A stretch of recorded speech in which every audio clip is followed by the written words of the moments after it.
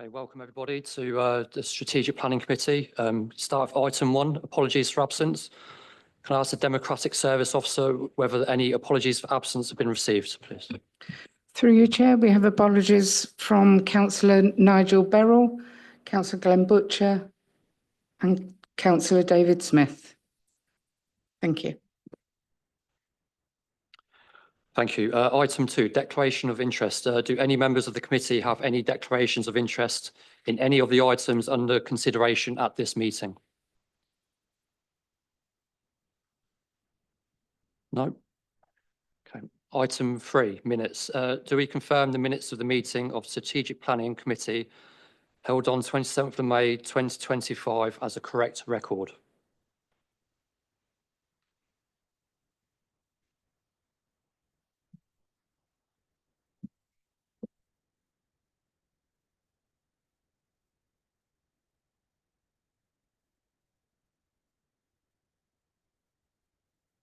Thank you.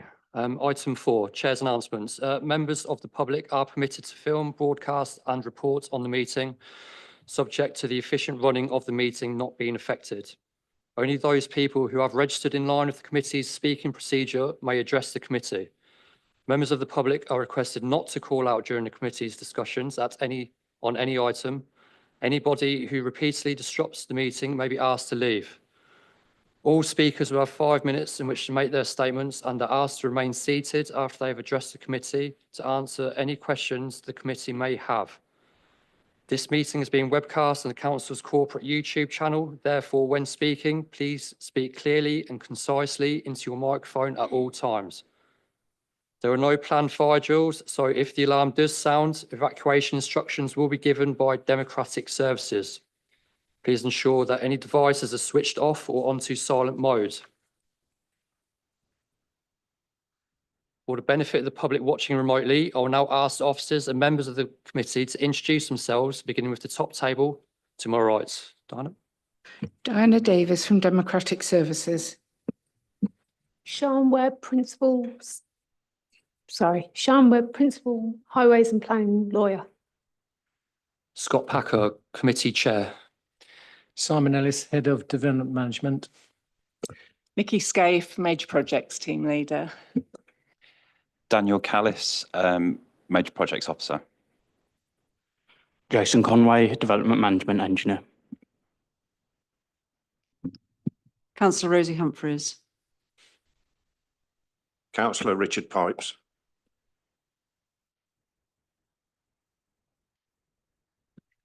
Councillor Bob Purser.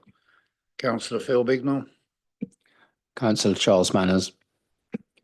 Councillor Trevor Hughes. Councillor Dave Gaskell. Councillor Sally Keeble.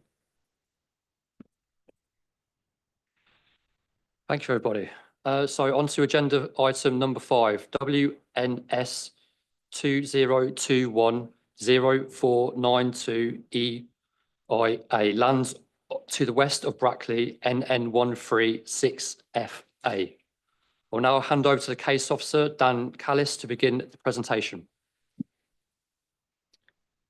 Okay, thank you, Chair. I'll just share my screen.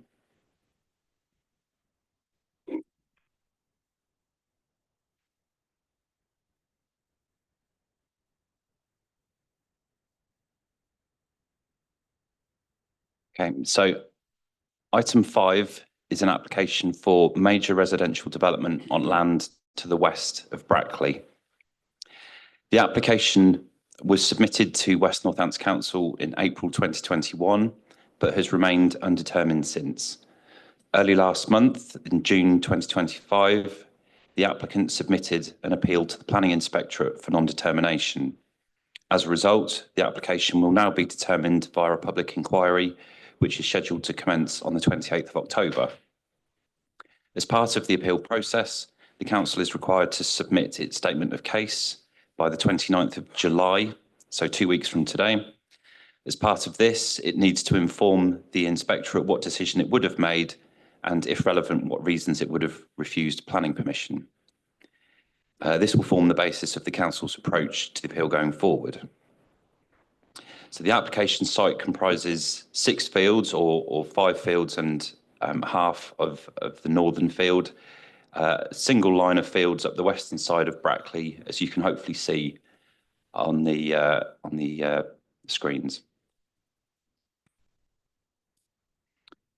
And just move on to this is the illustrative master plan, so it's indicative only. The site comprises roughly 35 hectares of arable agricultural land outside the existing settlement confines, stretching from the A422 to the south, which you can hopefully see sort of running diagonally at the bottom of the screen, to the Hulse Road to the north, again running sort of diagonally, sort of towards the northwest, heading out of the town. The site abuts the settlement confines on its eastern side and is predominantly enclosed on all sides by mature hedges and trees. The northern half of the site is generally quite flat. The southern half falls gradually southwards towards the A422. The land to the north, south and west of the site is currently open countryside, and a public footpath runs east-west across the middle of the site.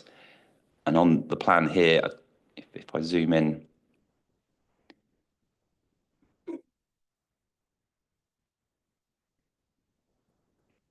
no, it's not letting me do that.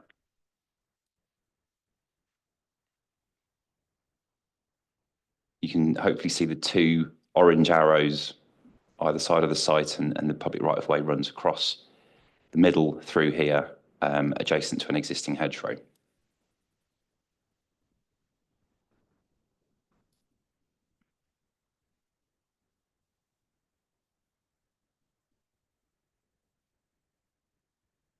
So just to talk you through some photographs of the site, this is taken adjacent to the eastern boundary, midway up the site, just to the south of the public right-of-way I just showed you. This is looking south towards the A422, towards Hinton in the Hedges. This is one of the middle fields in the site, and the site runs down through the next two fields to the tree line that you can see in the bottom of the valley, which actually occupies the dismantled railway line. This is a view from the same position, rotating that view to look more westerly towards the mature vegetation that runs up the western side of the site.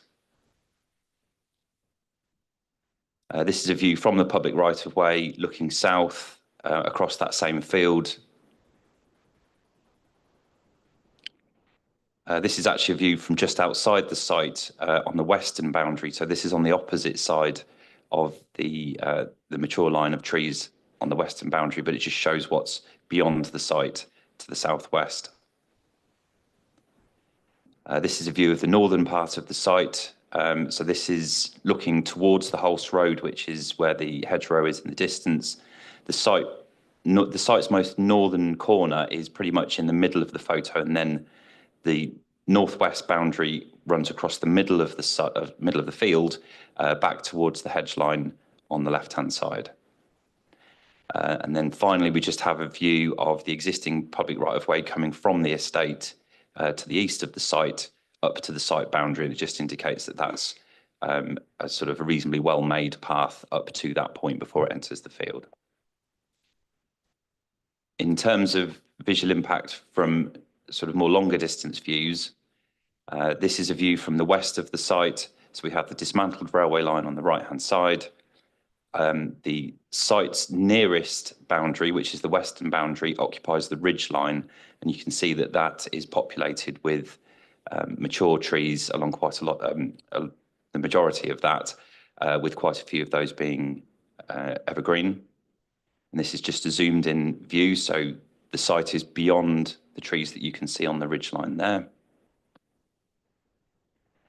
Then swinging round to a view more from the south. So this is a view from the road between Hinton in the Hedges and Brackley.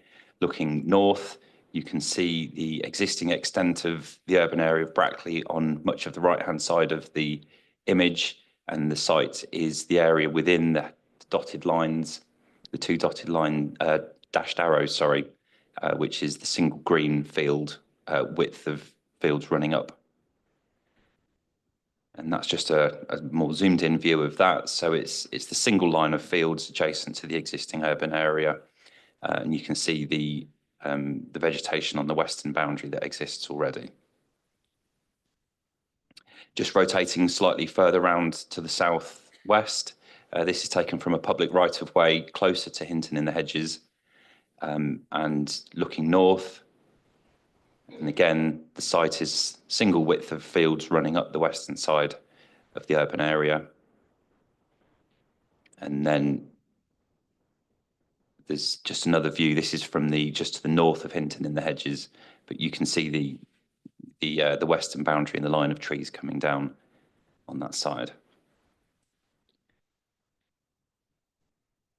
So the application seeks outline planning permission for residential development of up to 700 dwellings, including areas of public open space, land for rugby pitches, or sorry, a single rugby pitch, landscaping, allotments, sustainable drainage, and associated infrastructure. Details of access are for determination as part of this application. Details of appearance, landscape, layout, and scale are all reserved. So moving to those accesses, the southern access comprises an additional arm from the existing roundabout serving the A422 and Banbury Road. It also includes enlarging the roundabout, and I don't know how clear that is in the screen, but the darker black lines is the proposed roundabout with the additional arm coming off and then back towards the west and into the site. And you can hopefully see the grey lines indicating the size of the existing roundabout in this area here. So the access comes through the local wildlife site, which is the former dismantled railway line. So there would need to be vegetation clearance and earthworks in order to deliver that. And then the road arcs to the north and into the main site itself. The access includes a 3-metre wide shared footway cycleway coming down from the site, and then crossings and continuation of that heading east into the town along Banbury Road. Then at the north end of the site, this plan, you can see the existing straight line of Hulse Road. I don't know what's happened there. I seem to have lost all my buttons.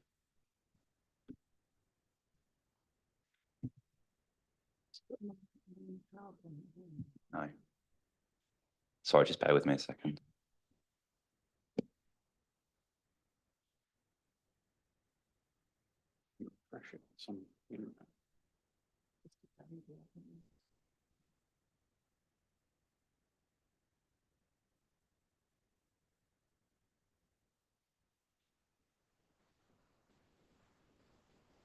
Right, okay, that's it. Seems to have worked. So yes, existing Hulse Road running in a straight line to the northwest out of the town. The proposal would be to realign that, bringing the principal route arcing round and then down to the southwest into the site. And then the continuation of Hulse Road would be as a secondary turn-off T-junction from that with Ghost Island right-hand turn as shown on the plan here.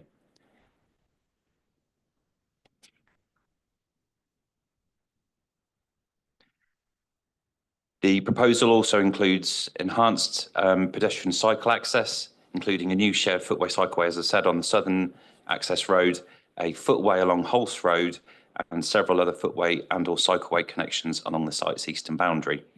The scheme includes 40% affordable housing and building parameters of predominantly 2 and 2.5 storey dwellings, with some limited potential for 3 storeys through the middle of the site.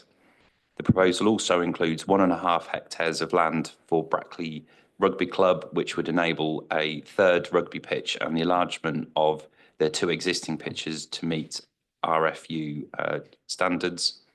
There would be 0.5 hectare of new allotments, public open space and play areas, and a modest amount of non-statutory biodiversity net gain.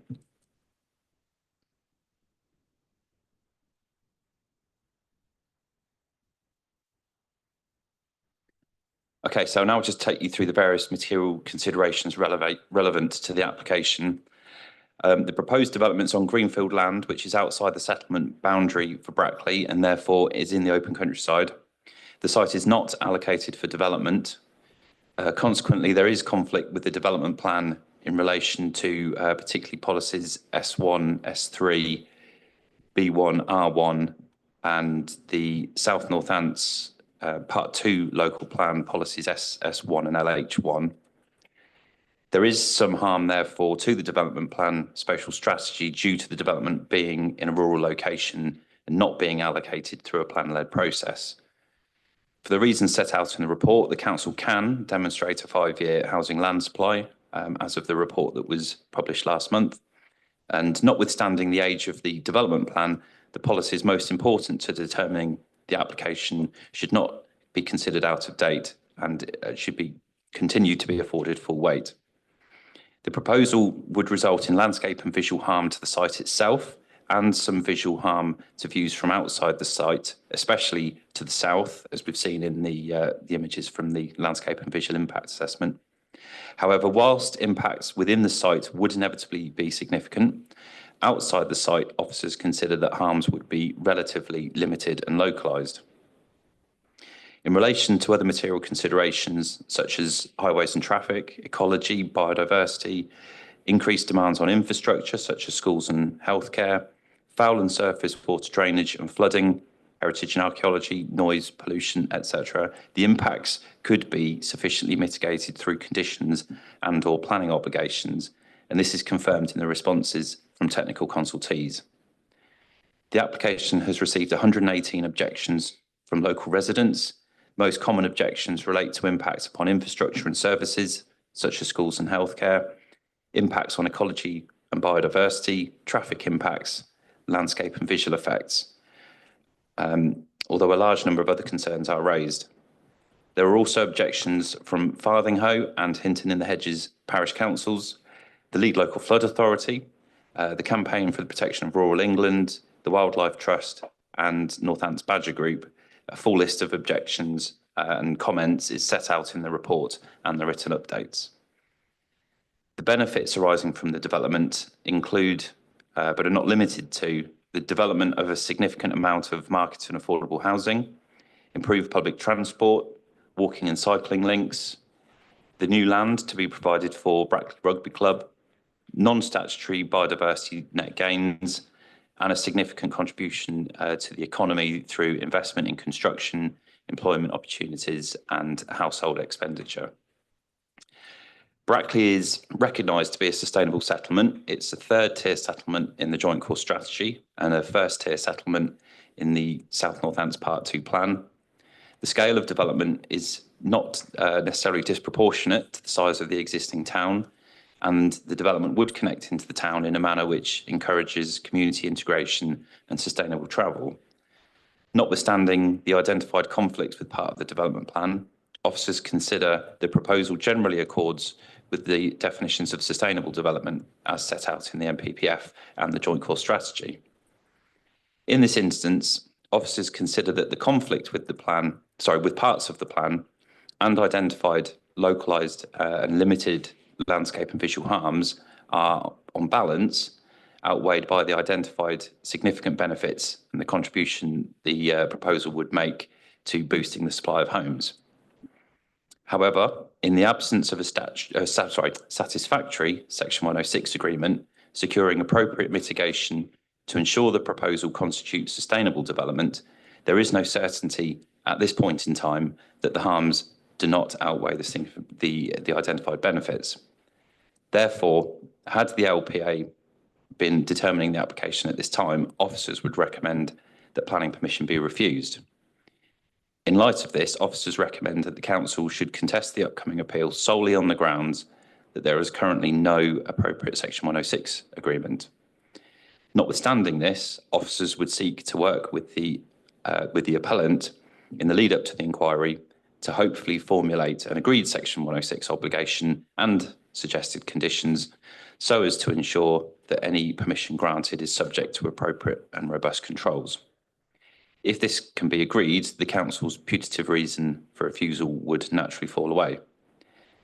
As such, it's recommended that the Assistant Director for Planning and Development be given delegated powers to seek to secure a Section 106 agreement that achieves the obligations set out in the report. In terms of updates, the committee's attention is drawn to the written updates and there are no other updates to report on this item.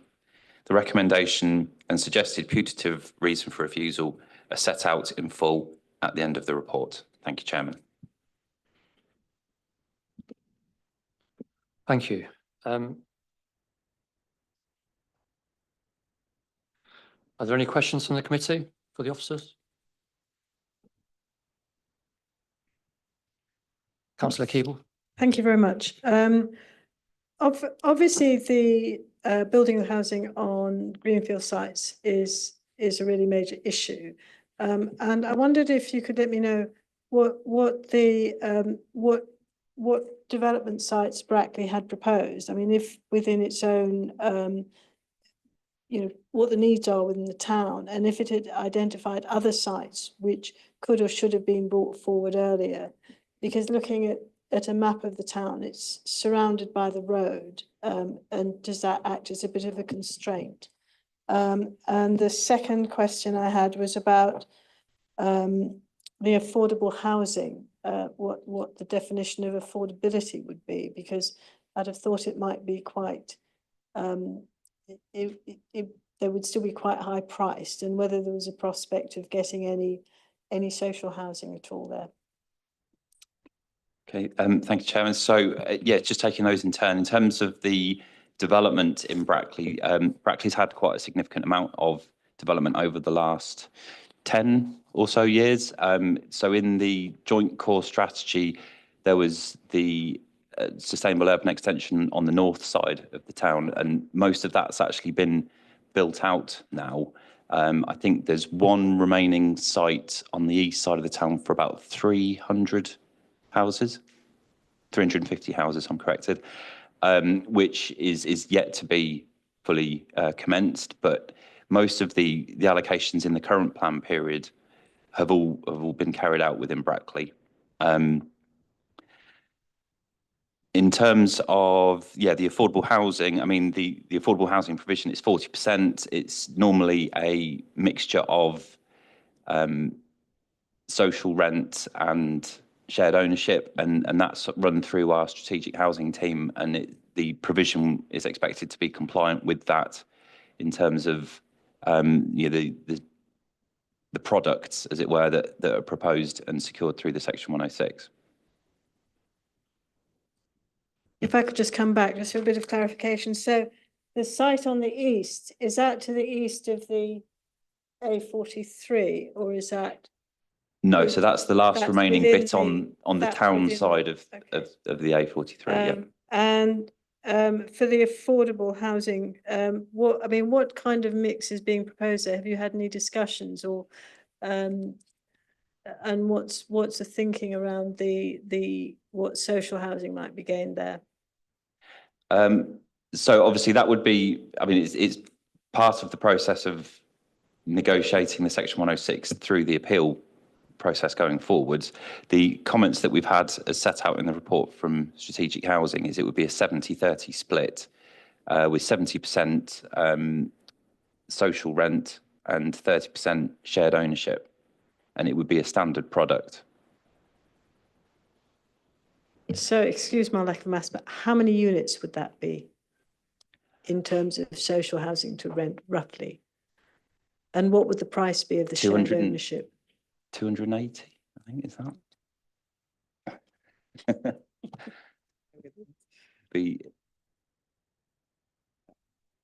It should be around 280.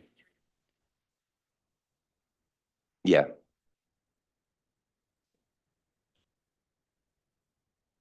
Well, no, that would be all of the affordable. So of that, 70% in theory would be for rent, and 30% of that would be shared ownership.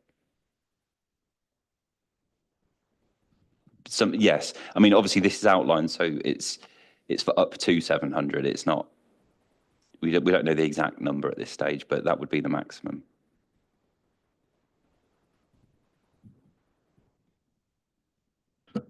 Councillor Manners. Thank you, Chair. Dan, can I ask a couple of questions? The density, which is paragraph 2.3 of 32 dwellings per hectare, how does that match and benchmark against what's been built in Brackley and elsewhere? I mean, I would say that 30 dwellings per hectare is a pretty normal density in terms of making an efficient use of land. I don't know, if I'm honest, the density of the developments that have already occurred, but I would assume they're around 30. Yeah, I mean, it is a fairly standard sort of development density. Okay, thank you. And the second question, if I may, Chair.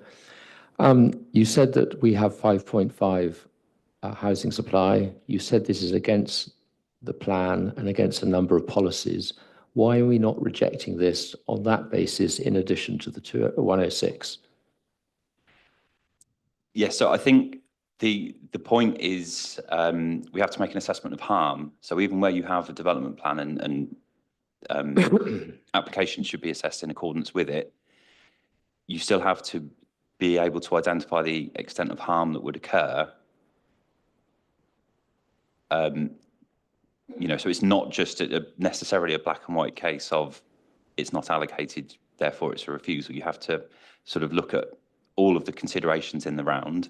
And I think in this instance, we've identified that there are no outstanding technical objections.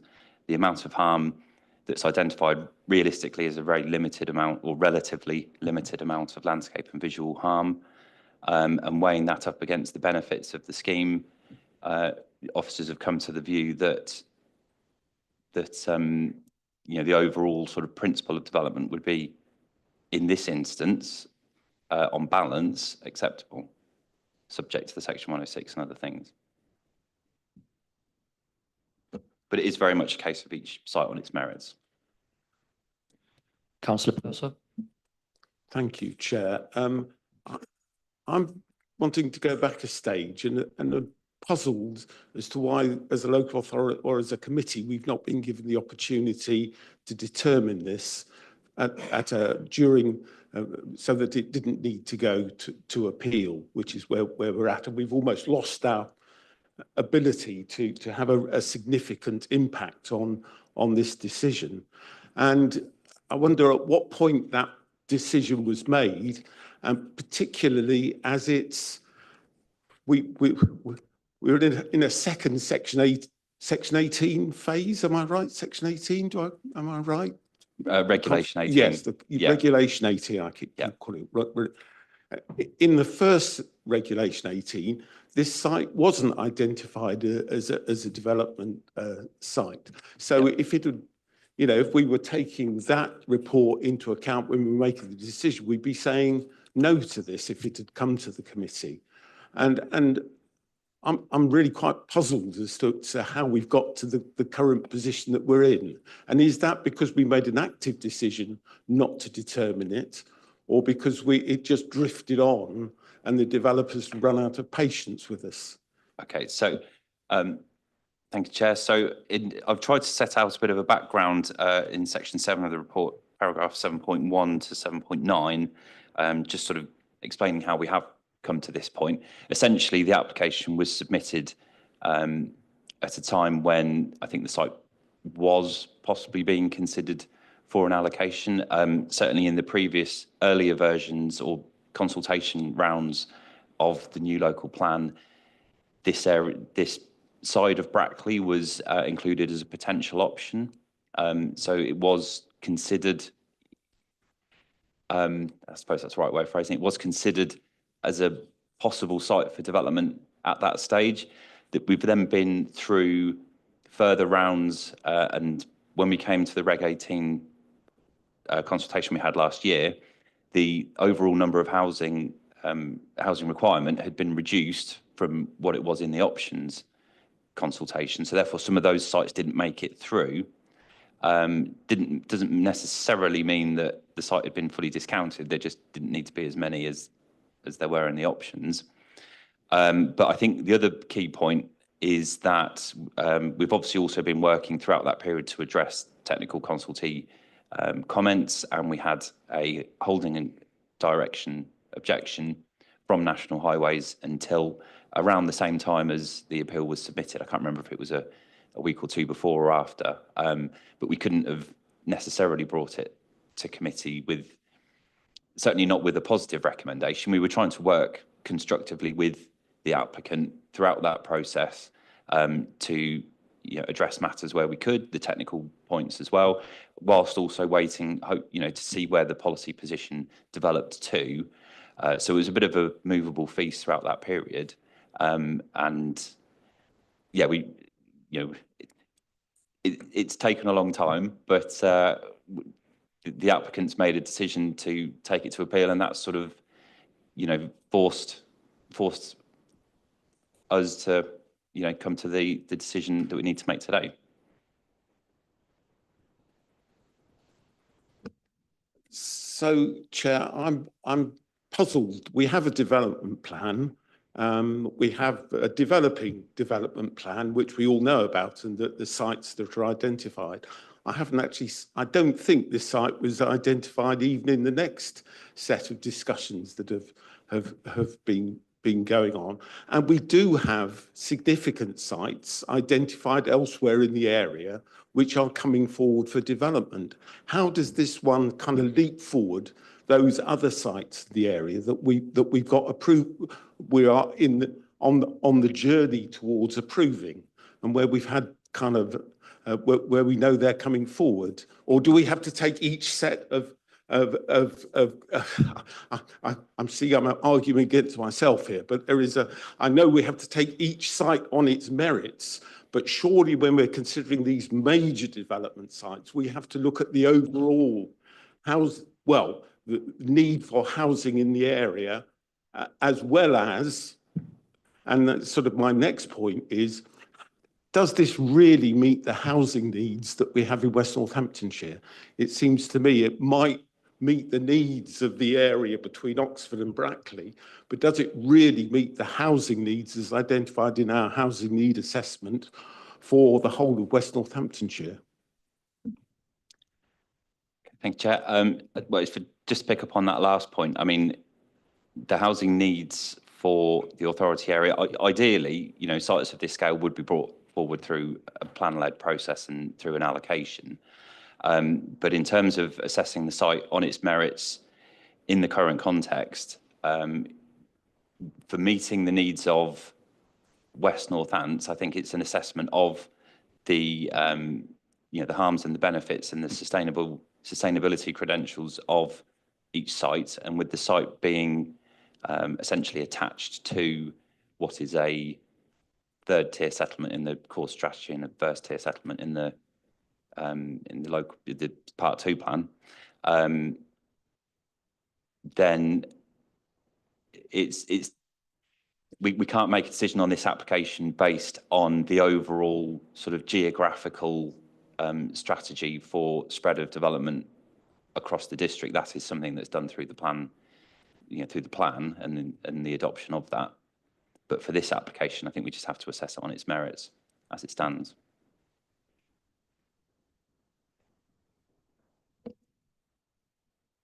Any other questions? Councillor Humphreys. Thank you, Chair. From what you've just said, Dan, it's almost as if the allocation process is worthless, because even if a development of this size is not unallocated land, it's always going to be harms and benefits rather than what's been decided. It's it's regrettable. It's not plan led. But I just want to be clear on the recommendation. Your recommendation is that we refuse this application, but also that the Section 106 is pursued. So if that is then agreeable to the planning authority, that our committee's decision will sort of fall away, as it were. So it's quite an unusual one, this one, but that's what you're recommending we do. Sorry, so just to clarify on that, so obviously the council has to state its position as of today for the purposes of the appeal, and as I said, we have to submit the statement of case 2 weeks from now. So the council is required to state sort of as of today, this is where we stand. Now, it doesn't mean that there's a requirement on all parties in a public inquiry to seek to, work cooperatively as much as possible, seek to, agree on as many points as you can, and the inspector does generally expect that there will be a list of ideally agreed conditions and ideally an agreed section 106 presented to them before the end of the inquiry. So there's obligations on both sides to sort of work towards that positive conclusion on those elements as much as possible. But as of today, yes, the recommendation would be that there is no section 106, so that's the putative reason for refusal, acknowledging that it could fall away by the time of the inquiry or the conclusion of.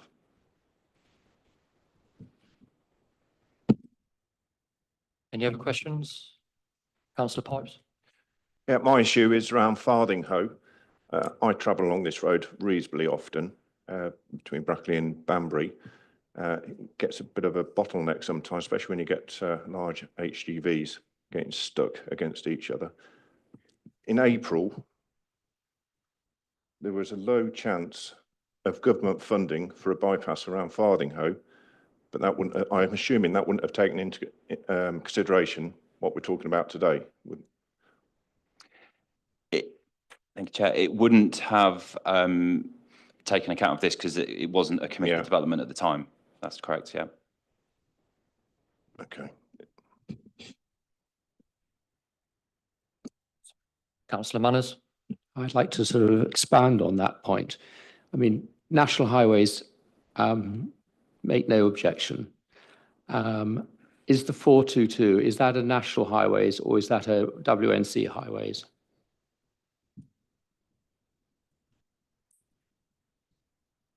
I'm fairly certain that the A422 is a local highway authority road. Fine. So how on earth do our highways department not even mention it in their response? And they don't mention another road that we saw on the site visit or heard about the site visit.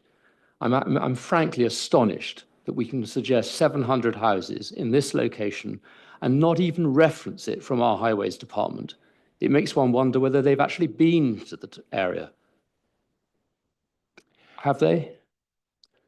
Yeah, thank you, Chair. I can confirm that the highways have been to the site on at least one occasion. On one occasion? More than one occasion. Okay. To actually And at different times of the day?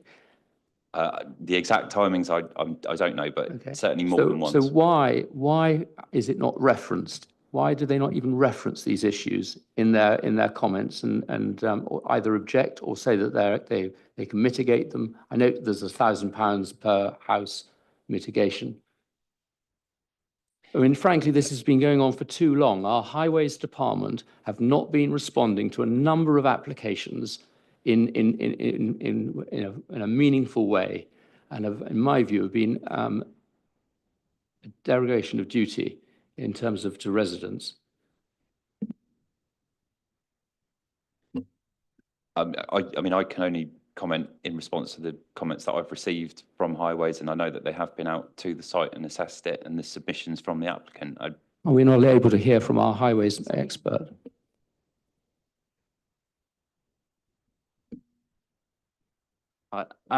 So I wasn't the lead officer on this application, but I can assure you that the officer for this application has been on site several times, and the application was fully assessed using the NSTM, the Northamptonshire Strategic Model.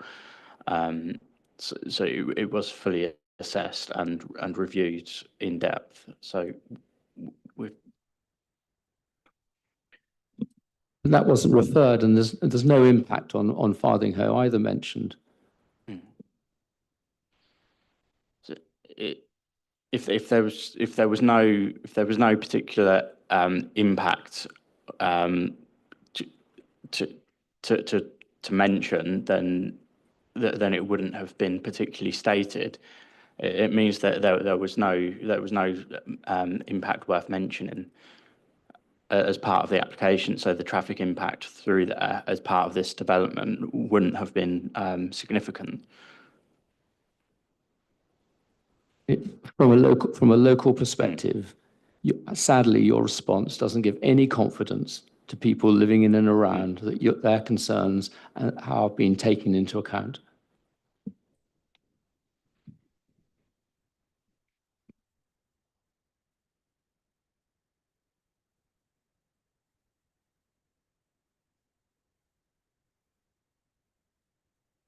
Councillor Keeble.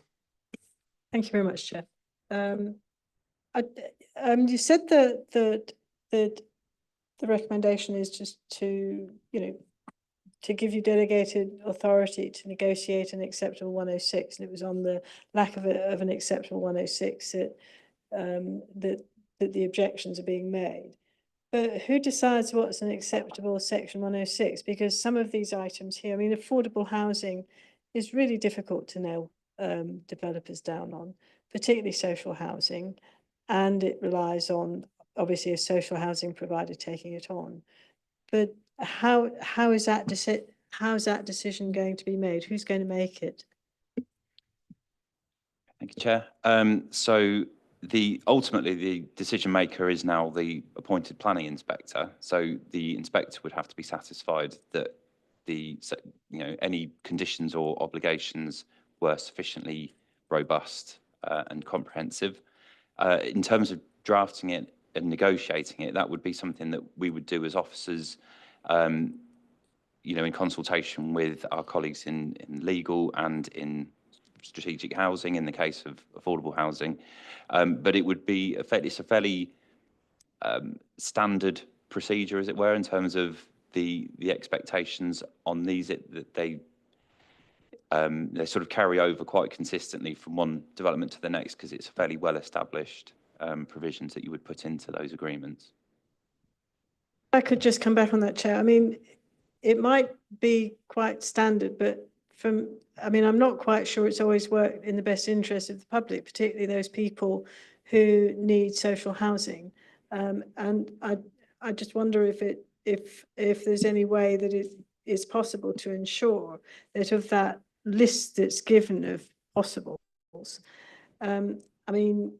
I do think that some of those are a bit more of a priority than others, and certainly with the social housing one, particularly given the location of the place, that it's quite near to some quite substantial bigger towns where people could actually get employment, that housing might be particularly useful.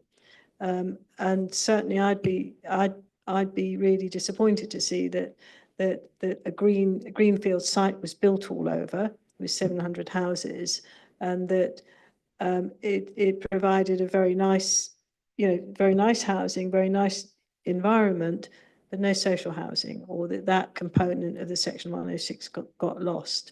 So I'd be really keen to see that if there's any way that the recommendations around Section 106 and what's acceptable there could be strengthened. Well, the list that's in the report, the heads of terms as it's set out, they are what the council would be saying is required. It's not that that's a sort of a possible list, or that list is set and there is a requirement, and all of the points on that list are justified either in terms of policy or identified need. So in terms of things like the affordable housing, that requirement for 40% is what the applicant is proposing. It's what the policy requires. It's something that would end up in that legal agreement. If it didn't, then obviously the council would be making submissions to the inspector in that sense. But I don't see that there's anything we can do to bolster that when it is a policy requirement. It is set out, that the list that's in the report, as the recommendation says, is that's what delegated authority is to do, is to achieve that list in full.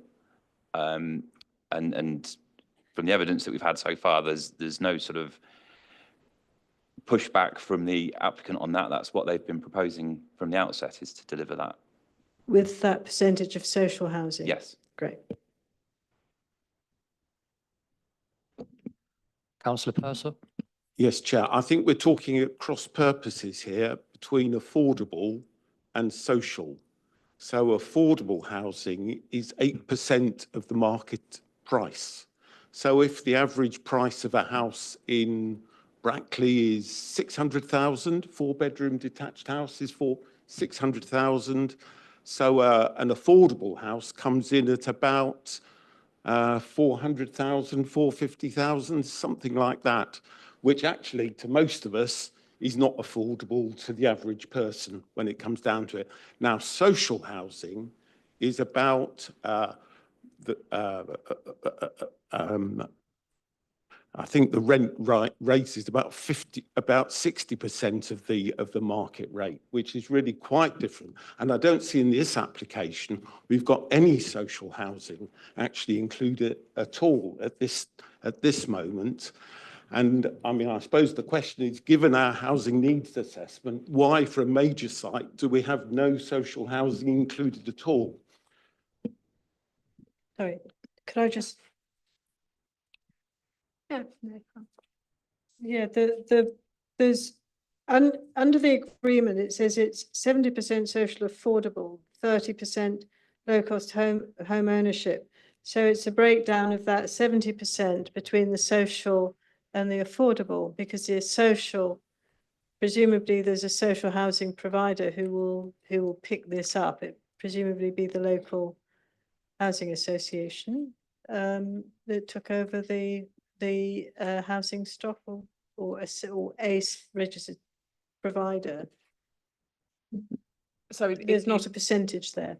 It's probably when we start talking about affordable housing, there's kind of like the first affordable housing, which the term kind of includes. When we talk about the 40%, that includes affordable rent and shared ownership and various other products.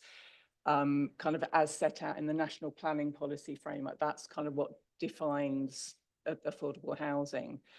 So when we talk about the 70%, we mean effectively social rent, that 70, and then the 30% would be a product like shared ownership. This is what we discussed with housing strategy colleagues, and kind of along with the identified housing needs. But the definitions for affordable housing and then the various types are set out in the National Planning Policy Framework. Sorry, but here it says a 10-year split of 70%, which is Councillor Percy's point, social affordable, 30% low-cost home ownership. Now, when I was asking previously, it was about the split between social and affordable, because affordable is how long's a piece of string, frankly. For people who really need assistance with housing, and where there's a real shortage, it's social housing to rent. So that's why I was, and then there needs to be a provider, otherwise the developer can kind of walk away from it, or they dump it on the council. Yes, so just to clarify, the expectation is that it would be so there'll be 40% affordable housing, which is the umbrella term covering all sort of discounted products. And then within that, 70% of that would be social rent. And then the other 30% would be discounted home ownership, which includes things like shared ownership or discounted market sale housing. There's a number of different products that sit underneath the umbrella of affordable housing. So what we would be securing, which is as set out in the adopted policies and guidance and in the NPPF, is that it would be, of that 40%, it would be 70% social rent and then 30% low cost home ownership, which most likely would be shared ownership, but potentially could include other products. But all of that would be negotiated with liaison with our strategic housing team to ensure that it was meeting the needs of the local communities and according with adopted policies.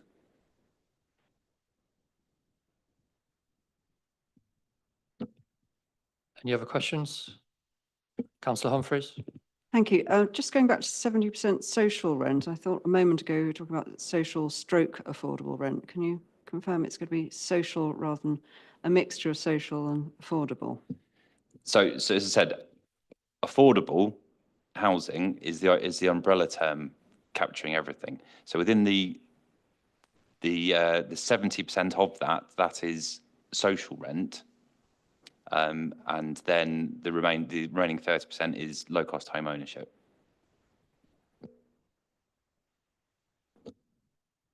Any other questions?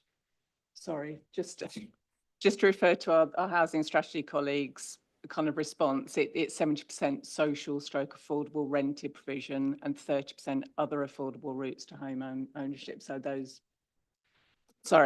70% social stroke affordable rented provision, and then 30% other affordable routes to home ownership, such as shared ownership products.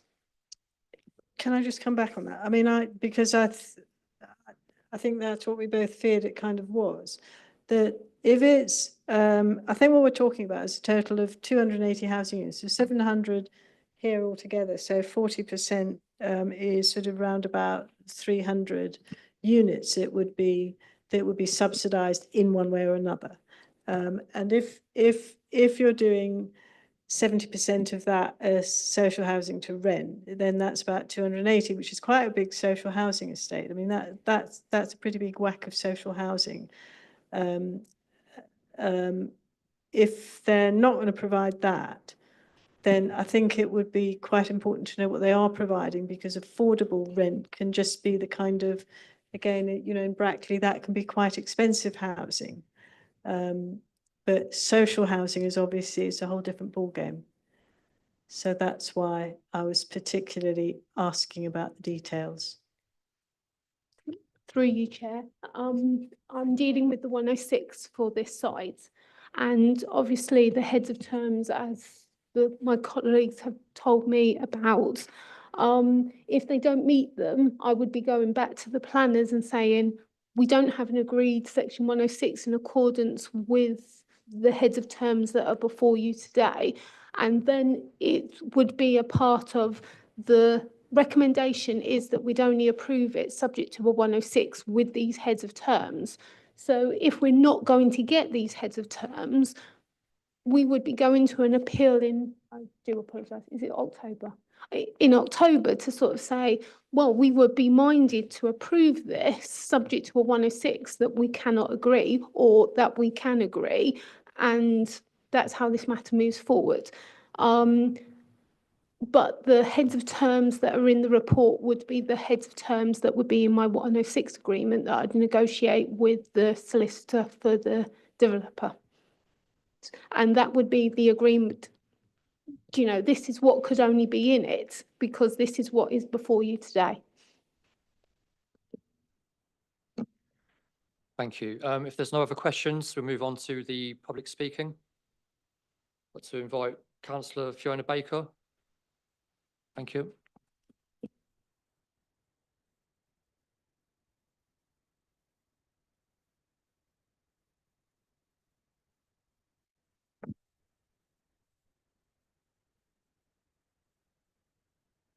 Thank you very much, Chairman. As ward member for Brackley, I'm here on behalf of many more residents than actually put their complaints into the portal. I have inundated with them. So Brackley has already had, if any of you have visited, a significant growth with the developments at Radston Fields and other smaller builds around the town. This has already overburdened the local infrastructure of roads, schools, healthcare, car parks and amenities. Sewers and water systems will not be able to cope. Brackley is still navigating the huge development at the north of the town, which is still in progress. I know that, I live there, obviously you feel it's finished. The roads have not been adopted yet, and there is still building going on behind Radston School. Plus the massive problems that we have in that area with HS2, which has been the bane of our lives for many years, and I understand now will be many more years to come. In this application, there's a mention of allotments and a rugby pitch. This is no way compensating for the increase of a minimum of 1,400 people joining the area. When harm is mentioned, I personally, as a ward member, am considering the harm given to the residents who actually live there now, rather than fictitious people that may come in the future. There's no mention at all, as been talked about today, of the S106 contributions to support the massive pressure on schools in the town, which are already at capacity, the healthcare system, the road networks. The developer stated that the green areas will be under a management company. We know this doesn't work in other areas of the town where they have management companies. They don't come, they don't cut the grass, and they don't take care of it. We have actually stated in Brackley Town Council that all green areas will be overtaken by the town council. This has happened in 90% of the green areas we have. You can just then ring up the town council, say the hedge is overgrown, the trees come down, and somebody will be there that day to sort it. That is the way that we like to operate in Brackley. A management company will not operate in that way. All the green areas are looked after by our town that we're very proud of. Brackley is already becoming a town where people live and work elsewhere, which means the traffic situation in the mornings is like a mass exodus from the town, which puts pressure on the A422 and huge pressure on Farthinghoe. It's more than a pinch point. It's horrific if you've lived there long enough to know and regularly go between Brackley and Banbury, which is our nearest big town, and we do it regularly. The A43, increasing the problems of traffic passing through the HS2, which we know, as I've said, we're going to have for many years to come. The exit of traffic onto Holst Road, onto a B road, is bringing what could be 1,000 cars into town. Holst Road leads on to Manor Road. Manor Road, where we already have, are paying for monitoring traffic management due to the increase of traffic that we have now, which the road cannot cope with. So we are currently paying a traffic management company to look at that and see how we can change it and make it one way and all sorts of other things to cope with the traffic that we have now. Adding more houses will be detrimental to the quality of life of the residents already in the town. The proposal is outside the confines of the town in an area where we already have a 5-year land supply. Way back when this was South North Hants Council and I was a member, we took on board as councillors that Towcester and Brackley would take the bulk of this housing development to save our villages. This we have done gladly, sorry. This contravenes the overall strategy of the town. B1, I've got lots more, but they've already been mentioned, and many other areas. I ask you to refuse this application, not because it's not in my backyard, but because enough is enough. Thank you.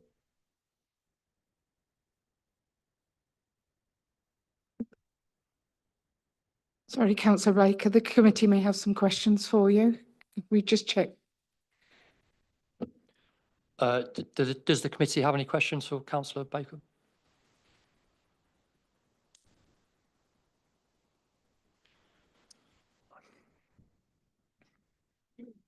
Okay, do the officers have anything to come back on? Thank you, Chair. Just one particular point to clarify. Councillor Baker mentioned about the public open space going to a management company and that actually the town council would normally like to take that on. I would just point out that in the outline heads of terms with regard to open space, there is the requirement to provide a certain amount at the reserve matters stage with financial contributions for ongoing maintenance.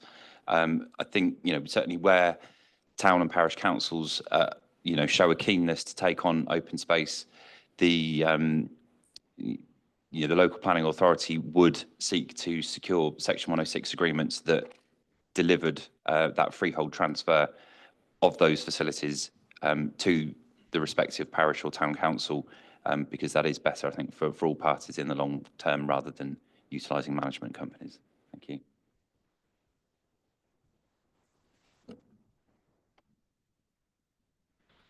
Okay, can I move the committee to debate the application, please?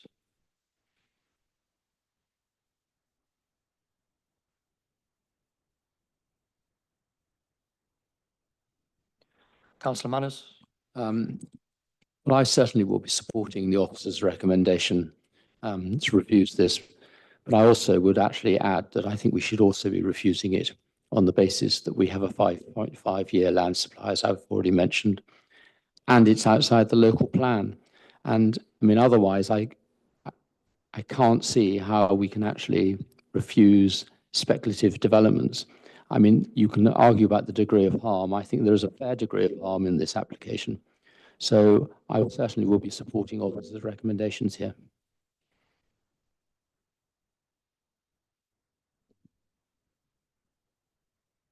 Is there a seconder for that proposal? Yes.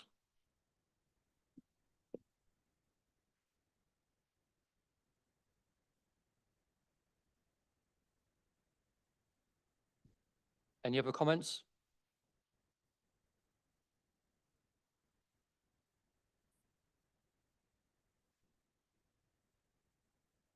Okay, so we move to the vote. Yes. All those in favour of the amended vote, please. Just to be clear, Chair, we're talking about adding in an in principle objection to the absence of the Section 106 agreement is already in there as a putative reason for refusal. And we're talking about adding in a standard in principle contrary to the development plan outside the development confines. We have a 5-year supply plans up to date, wording around that, the policies that were mentioned by Dan in the beginning of his presentation where he outlined the conflict. I would certainly like to see that, if that's possible to add That's what that you're in. voting on. If you're Is that correct? supportive of that, As officers, we're not supportive of that because we don't feel we can defend that appeal, which is hence why we've come up with the putative reason for refusal on the absence of Section 106 alone.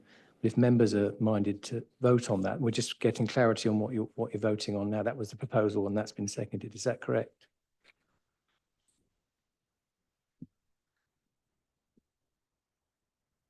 So can I just? Councillor Humphreys, yes. Sorry. Could I ask for a point of clarification, just what makes it the strongest objection to add in the in principle? I mean, as in the most likely to succeed. Well, I think what you need, what you've been, I know it's complicated. What you've been presented here with is a holding position. We don't, as officers, we don't feel in the context of the need to find an additional 10,000 homes in the next version of the local plan, in the context of a 5.5-year land supply, which although is 5 years, can be challenged in public inquiries and can be undermined. We don't feel we can defend an in principle policy objection to this proposal. That's why we've recommended this putative reason for refusal, which is based on the absence of the legal agreement. And as Dan has explained, in the likely sequence of events, if you were to follow the officer recommendation, that refusal would fall away, subject to some of the comments around affordable housing and securing the best deal for the council that's appropriate. If you're now saying you want your vote, you haven't voted on it yet, but if you're saying you want to vote on strengthening the reason for refusal, what you're saying is an in principle objection that we would have to go to the public inquiry and defend on the basis that this is outside the settlement confines, that you're confident in your 5.5-year land supply, you're confident that it conflicts with the development plan, and that in itself, in what you're voting on, would be then what the council would then have to defend that position. But we as officers wouldn't be able to defend that position because that's not our recommendation. Our recommendation is that we give the putative reason for refusal on the Section 106 agreement, and then we then seek to overcome that between now and the public inquiry. Of course, if you were to vote on that, we wouldn't be able to stand down between now and the public inquiry. We'd have to find a way to defend that position. But of course, we're then in a position where officers aren't supportive of that approach. So we'd have to look at an alternative way, as we have done with other appeals recently. We have to get another team in to defend that position. So could I? Councillor Humphreys. Sorry, thank you. I entirely hear what you're saying, Simon, but in an inquiry, obviously you couldn't predict exactly what would happen, but could it not be that the inspector who may be making the decision might agree that there's no contrary to development plan, etc. But if it's still not satisfied with Section 106, then that would be a legitimate reason for refusal. Yeah, I'm not You're saying it would hinder the council's chance of success. No, to add these most committee members think it's legitimate things to add. It would mean that the council would be contesting the appeal, even if there is a Section 106 in place by the time of the inquiry. If you were to add that reason refusal, and what I'm saying is we would need to have another team, because the officer recommendation in consultation with our planning policy colleagues in front of you today is that we don't think we can defend that in principle position as officers. at an inquiry. So if members were to vote on this additional reason for refusal, which is the in-principle reason for refusal, which we accept is an argument that can be made because Dan has explained in his presentation, there are conflicts with current development plan policies in the sense that has been discussed. But what we're saying is, as has been the case with other recent appeals, we would need an alternative team to defend that position because the officers wouldn't be able to flip between now and what the recommendation is now to then present that argument for you. Because you've got 2 weeks to give your statement of case. That's correct. Yeah. Councillor Bignell? Yes, I mean, you're leaving me confused now. I always thought we were sat here as a committee and make a committee decision. You seem to be forcing decisions on us and saying it's our decision. Clearly isn't, because our decision is to, well, sorry, our decision could be to refuse it against the Section 106 and for other reasons. Surely that's why we sit here as a committee. But if you're saying you can't defend what we're doing, yours is a recommendation. It's not a decision. You don't make the decision, we make the decision because we're the committee. Sorry, Chair, just to confirm, that we would still defend the council's position if that was what you were to vote on. We would have to employ an alternative team, as we did with DHL and with other recent appeals, because Dan can't give evidence when he's presented to you that he doesn't think he can sustain a reason for refusal on policy and principle, and that's the officer recommendation. So if you were to add that additional reason for refusal, which is legitimate, the committee do make the decision, we would have to employ an alternative team for you to defend that position. As officers, we can't, as members of the Royal Town Planning Institute, Dan can't give evidence against what he's set out in this report. So I'm still confused because at any planning committee meeting, if we go against the officer's decision, that hasn't disqualified the officer in every case, to my knowledge. It does in the public inquiry, Councillor, because Dan would have to give evidence and he'd be cross-examined. And the first question would be, did you recommend that members only refuse permission on the basis of the absence of a Section 106 agreement? Yes. Why are you here to give evidence on the basis of a policy position that was added in by the committee, not yourself? It's not that the council would defend the decision if you were to go down that route. We would just have to employ an alternative team, as we have done on other inquiries where you've made a contrary decision to our recommendation. And also we've got 2 weeks to assemble that because we've got 2 weeks to get the statement of case to PINS. I appreciate this is a very difficult position to be in because we're presenting you with almost a position now that you've got to decide on in 2 weeks, but that's where we are. Okay, I've got a queue here. Councillor Manners was first, then Councillor Humphreys, and then Councillor Keeble. Can I ask a technical question, please? The 700 houses, if it was to be allowed at appeal, we were to lose the appeal, assuming we weren't able to get a 106 agreed by then, would those 700 houses go towards our future plan? Yeah, they would. They would factor into it. And in the plan making process that's coming forward in the autumn, if these 700 houses, if they were part of the 5-year land supply pipeline, would it theoretically be 700 houses you wouldn't need to deliver through the next version of the local plan? That's correct. They would just be delivered through development management rather than through the local plan process. Thank you. Thank you, Chair. At the inquiry, if we omitted the additional reasons I think many committee members would like to add, will the inspector have regard to the fact it's against the development plan and contrary to all the policies listed in the report and by Dan, or will it just not, he'll entirely, or he or she will entirely focus on the Section 106, or will it be part of his, overall determination? That's correct. The inspector will have to make a fresh determination on the appeal.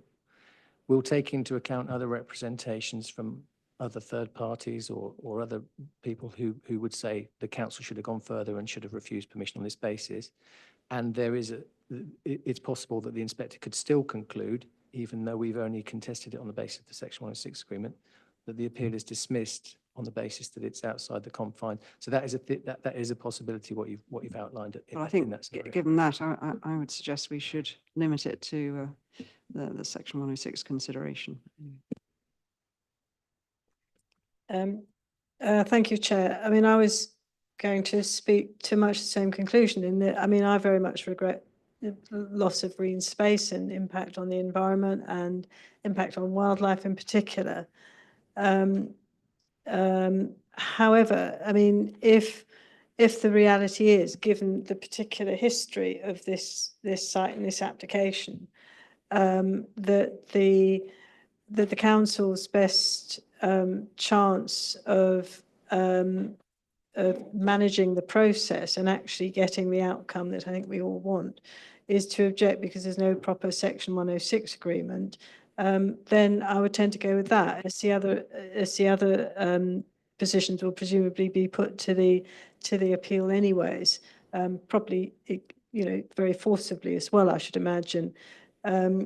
That's also, though, why I would very much want to ensure that the Section 106 agreement did actually include the right housing mix and did include the right amount of social housing, because it would be appalling to see both the green space being lost, the wildlife being lost, all the other things happening, and then find that it was only to build some houses that were out of the reach of the pocket of huge numbers of people in West Northamptonshire, and that didn't provide the social housing that we so desperately need.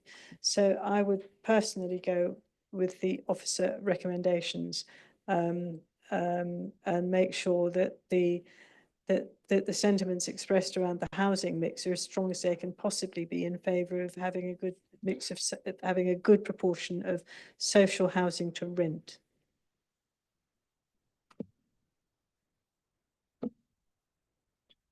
Anyone else?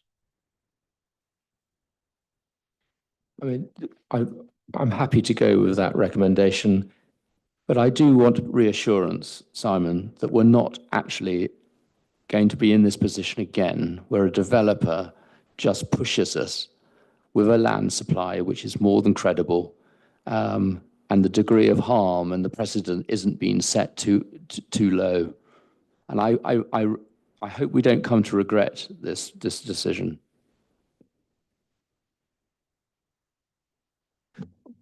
I can't be in the mind of all other developers in the area. I can't be in the mind of whether they're going to appeal non-determination. We've got a number of other applications in a similar position, not many of this scale, but we do have a number of applications that have been waiting the next version of the plan. As Dan has pointed out, each case on its own merits. We have thoroughly looked into this application when the appeal was pressed, and we've been through every version of events in our mind to come up with this recommendation. But we as professionals didn't think in this particular instance, given the development scale and the delivery and the absence of tangible harm that we could find in terms of what we could defend on appeal in terms of landscape and visual, for example, or heritage impacts. So we applied the neutral balance, and that's where we are. But that if there are other applications that are out there that come to us and we think we can defend on harm plus the policy position, we would be in a different place. Each case on its merits. We can't. This doesn't set a precedent for all other applications, but I take the point on board. Okay, so we move to vote on the original recommendation, which is to refuse application due to absence of the S106 planning obligation. Who is for this refusal?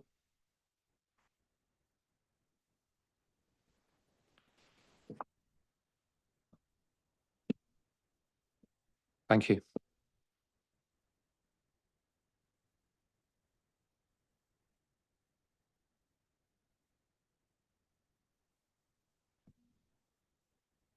I'm not going to.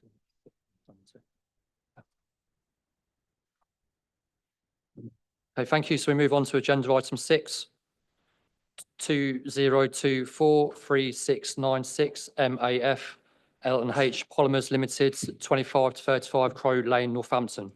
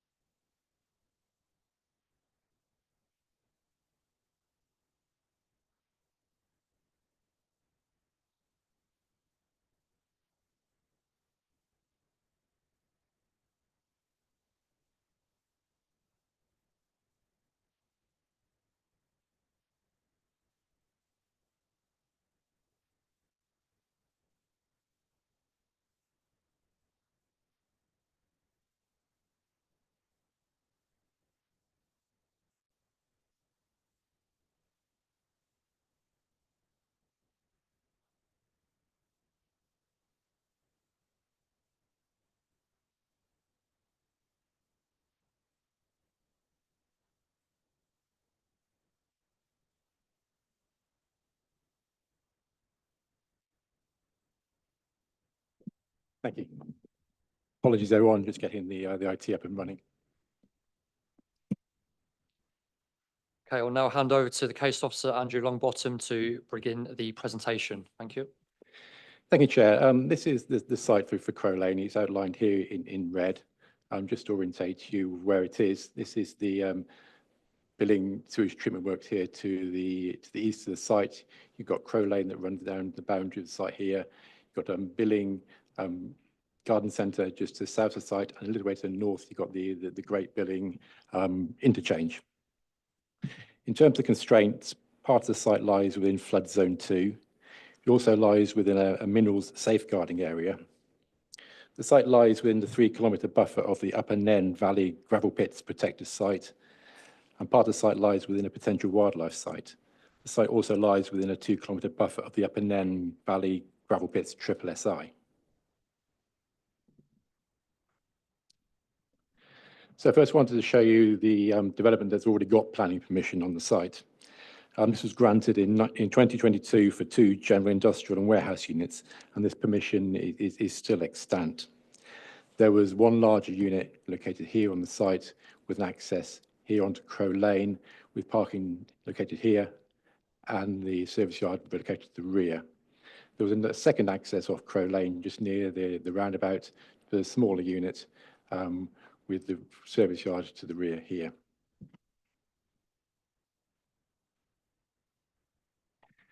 There are 2 units on site. This is the larger of the 2 units that was granted planning permission.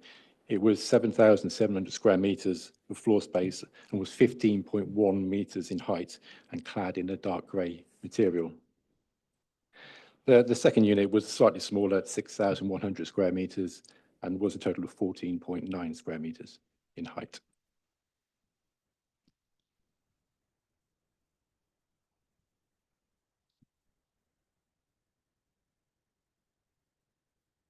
So the application we are considering today is for full planning permission for a single warehouse on a larger site. The applicants have been able to negotiate an additional land from Anglian Water, which has been redundant for their purposes, and this has been included in the new application. The application is now for a single larger building, but is for warehouse use only. Access to the site is via a single point now off Crow Lane, which was actually one of the access points located on the previous scheme. And then there's parking for the office unit here and an attenuation pond at this end of the site. Then the access road extends around the back of the site to a larger car park. And then the access road continues around and provides access to the service yard, which is located between the building and Crow Lane. The development includes an appropriate amount of parking, including for EV parking, motorcycle parking, and cycle parking.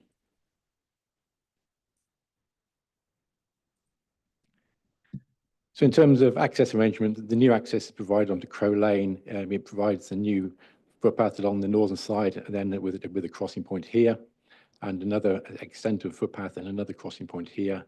There's also works to the footpath on this side of Crow Lane to make it wider and more usable for the general public.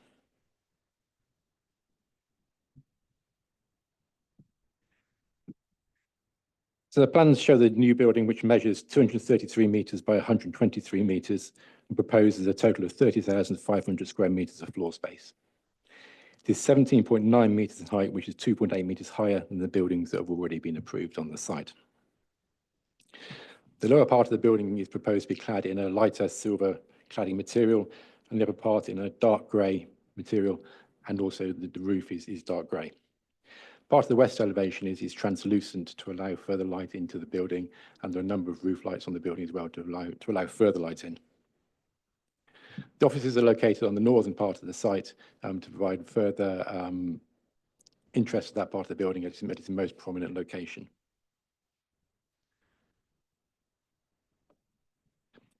So this is quite a useful plan, but it shows the layout of the new development in relation to what's already granted planning permission. So you can see the old red line from the previous consent, which runs here, and then you've got the new extra land, which has been acquired from Anglian Water. And whilst the new building is larger and higher, it is set further back from Crow Lane than the previously consented scheme.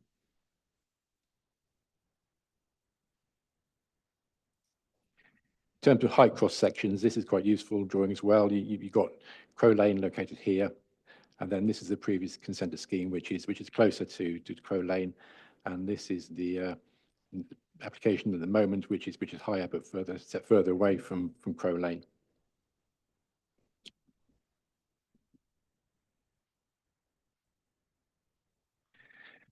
The development includes a comprehensive landscaping plan which provides for additional planting on the boundaries of the site to soften the appearance of the building landscape. The plans have been looked at by the council's consultant, and these have resulted in changes to the landscape plan to the number of trees, the type of trees, and the maturity of the trees that are provided.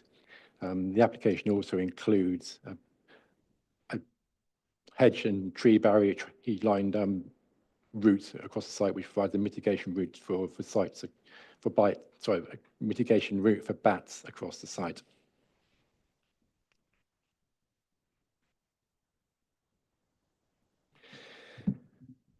So due to the size of the building, the proposed application is supported by a landscape and visual impact assessment, an LVIA, and this assesses the visual impact of development from a variety of pre-selected viewpoints within 2 kilometres of the application site. This view it shows the building in yellow, and where it sits behind the trees, then that near the yellow line becomes a dotted line. And this view is from just south of the site. From those people who were at the site visit, we parked in the car park just over here, and this is the Billing Garden Village, and you're looking north towards the development site here.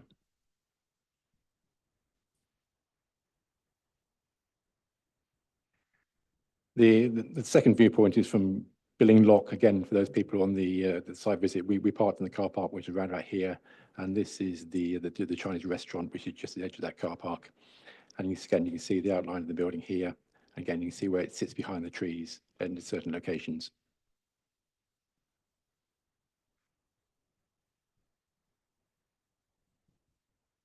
And this is a view from just south of Cooknow. Again, this is the building here. You see the majority of it is dotted lines, which indicates it sits behind the trees. However, there will be some views of the building, and obviously they will be increased during the winter months when there's less foliage on the trees.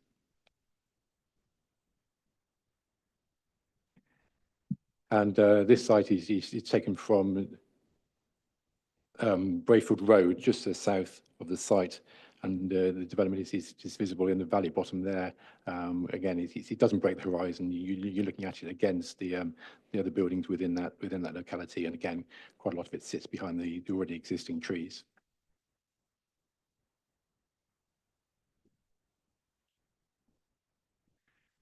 And this is a viewpoint from Ecton, which is to the north of the site.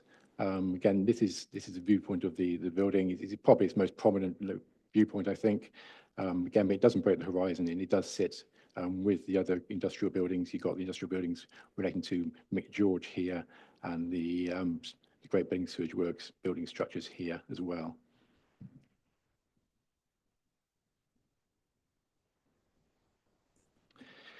The application has resulted in the submission of some visualizations of the building. So this is the new access into the site, which shows a new footpath going in, and it shows the mass of the building quite clearly. And this is the obvious element of it, which adds more interest to the site at this point. And again, another view of the office element. This is taken from the north side of the attenuation pond.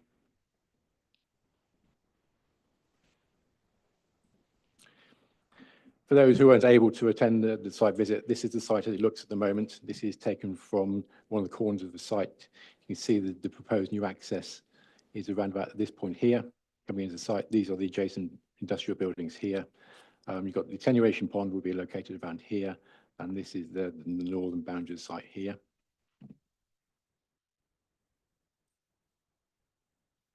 Again, this is looking back towards Crow Lane. You've got the existing buildings which form part of the Crow Lane industrial estate, the boundary planting with Crow Lane. And this is a viewpoint of Crow Lane itself. You can see that the footpath is in need of some work. The new access point is located around about here. Again, you see the new access point around about here. Written updates have been circulated and the application is recommended for approval for the reasons set out in the report. Thank you.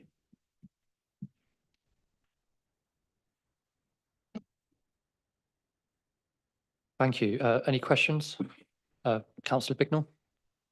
Yes, thank you, Chair. Two questions for the officer. Firstly, I see that National Highways have listed 4 objections and bless our local transport people, they have none. What's going on there? And my second, do you want to answer that one first? There was some concern about the development, but then it needed some more modelling to be done. It was relating to the movements around the Great Building Interchange and the impacts there. But it was obviously this development creates more HGV movements than the previous one does, and so that additional work was done, and was found to not have any significant impact on that interchange, and so they withdrew their objections. So you're saying National have withdrawn all their 4 objections, is that what you're saying? Yeah. All right, fair enough. And the second one, you showed some lovely views of it from everywhere around the countryside. It's funny enough, everywhere was green, so you paint the place grey. Cracking idea. Well, why are we not integrating the two? I mean, I think the application was originally submitted with a lighter roof, which I think would show up because a lot of the views are looking down on it, and so we went for a darker material, so it didn't stand out as much. But why not green? Well, if members think that is what should happen, well, then everywhere you showed us a picture, there was greenery around it, and whatever colour you paint it apart from green, it's going to stand out. And if you're trying to reduce the visual impact, well, I think it is a darker colour, so we will blend in more to the impact. It's grey. We'll discuss it later anyway.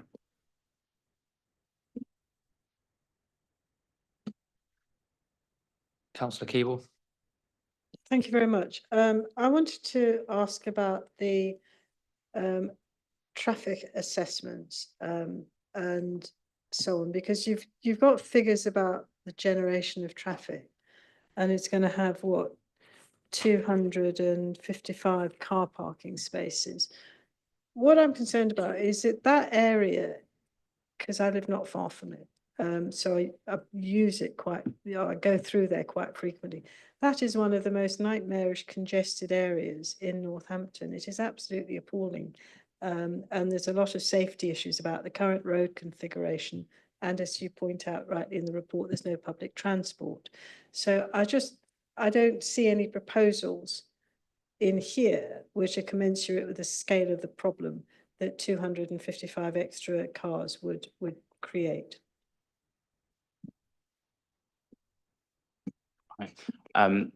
Yeah, so we have to consider it against the extant position. So it's not 250 additional cars.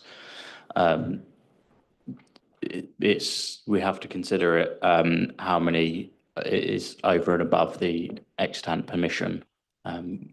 So this application on its own merits, as opposed to the previously approved application. But I mean, obviously what happens in an area changes all the time. And I don't see anything here that reflects the fact that you've got a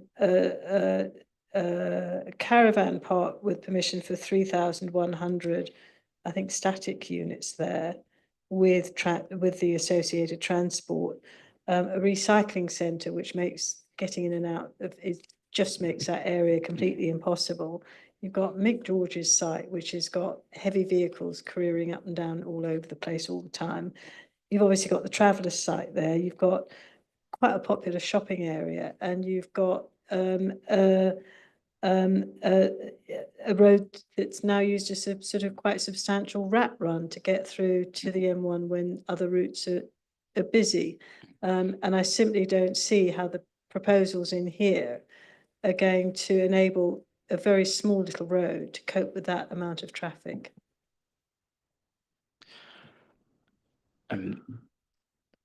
It has been, there is a transport assessment submitted as part of the application, which was reviewed. There was no significant increase on the on the billing interchange, which was the primary the primary route that the traffic would be taken in terms of the distribution.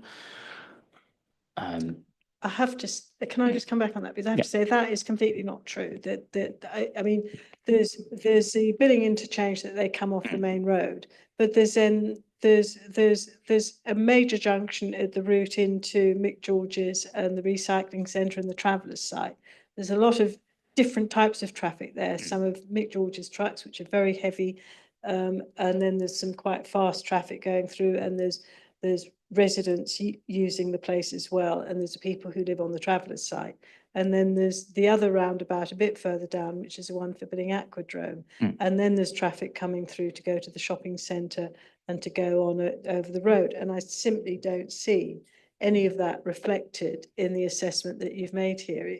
It doesn't equate in any way to that road as experienced, and simply providing a pavement is not going to cut it. Yeah, whilst I understand that you have concerns about those junctions, but the traffic coming in and out of those junctions, such as Lower Ecton Lane, Ravens Way, and into the Mick George site, the traffic coming out of those junctions, it's not considered heavy enough that it wouldn't be over capacity. For what? Over capacity for that little road with a couple of pavements on either side. There's a Royal Mail sorting office down Ravens. Yeah, there's Quite a the bit. industrial centre too. You're right. Yeah, very busy. Yeah. So Sorry for yeah. jumping in. How many HGVs would be coming in and out of this site a day? I don't have it off the top of my head. I think it was between 200 and 300 per day, possibly 300. That's spread over the course of the day. So in terms of peak hour traffic, that won't actually have a big impact on peak hour traffic.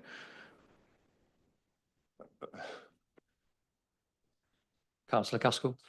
Yeah, I'd like to echo Councillor Keeble what she says, but my comments were more to do with, I say, with Lower Ecton Lane, where the recycling centre is, with the change of hours and change of use of that now, is that more and more people are going to be using the recycling centre midweek and coming out of that junction to go home. If you want to turn right, you've got traffic coming off the main road, but they'll have the left indicator off to indicate that they're coming off that junction.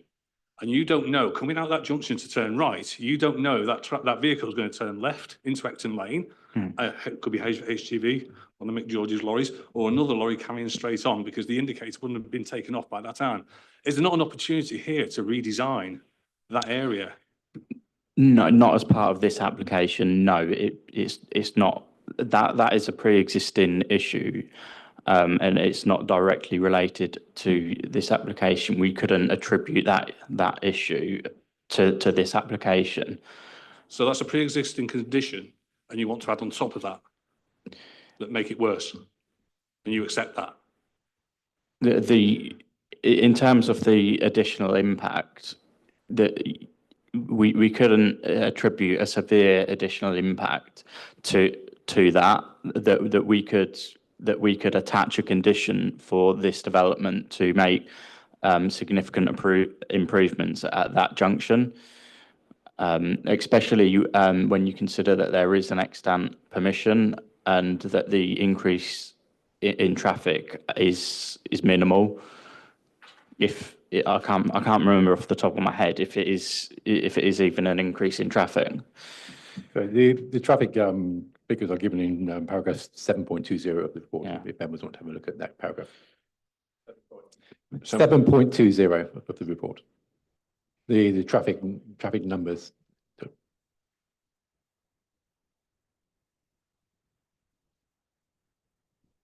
Councillor Bignell. Couldn't we at least insist that the traffic that comes out of this new site turns left and uses the roundabout? It would make, why?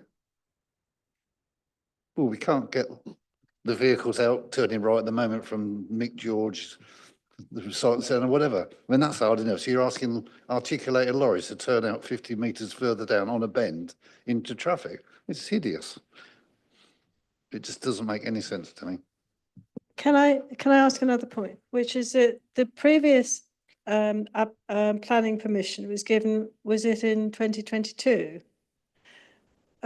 Is that right? Because I mean, since then, there's been, is it since then that Billing Aquadrome has got the permission for a whole lot of extra pitches there, haven't they? I believe think I'm so, right in yeah. saying that, yeah. So they're up from, they used to be 2,100 and they're now 3,100. And some of the use has changed as well there, so that I think they've got more permanent pitches which will be generating traffic. I think the mix of usage has changed there. So I think we've got an application at the moment. I'm not sure that's actually been determined yet. Well, I think it has. I think I saw in the paper that it actually had, that they had got approval. But if we've got the, if there's this new warehouse development, and there's the extra, the permission for the extra sites at Billing Aquadrome, which essentially makes it virtually into a village where some people are going to be living pretty permanent. Well, some people already do live permanently. And you've then got the change in use that was referred to at the recycling centre. You have actually got more pressure there.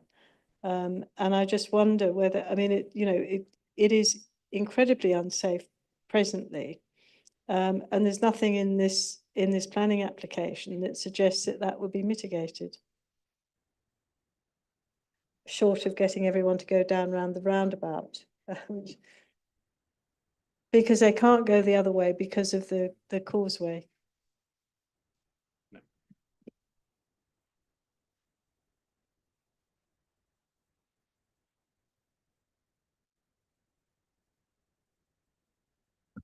Sorry, through you, Chair, just to confirm the application, if you're talking about the hybrid, the application with Billing Aquadrome for the permanent residents, that's still undetermined at the moment.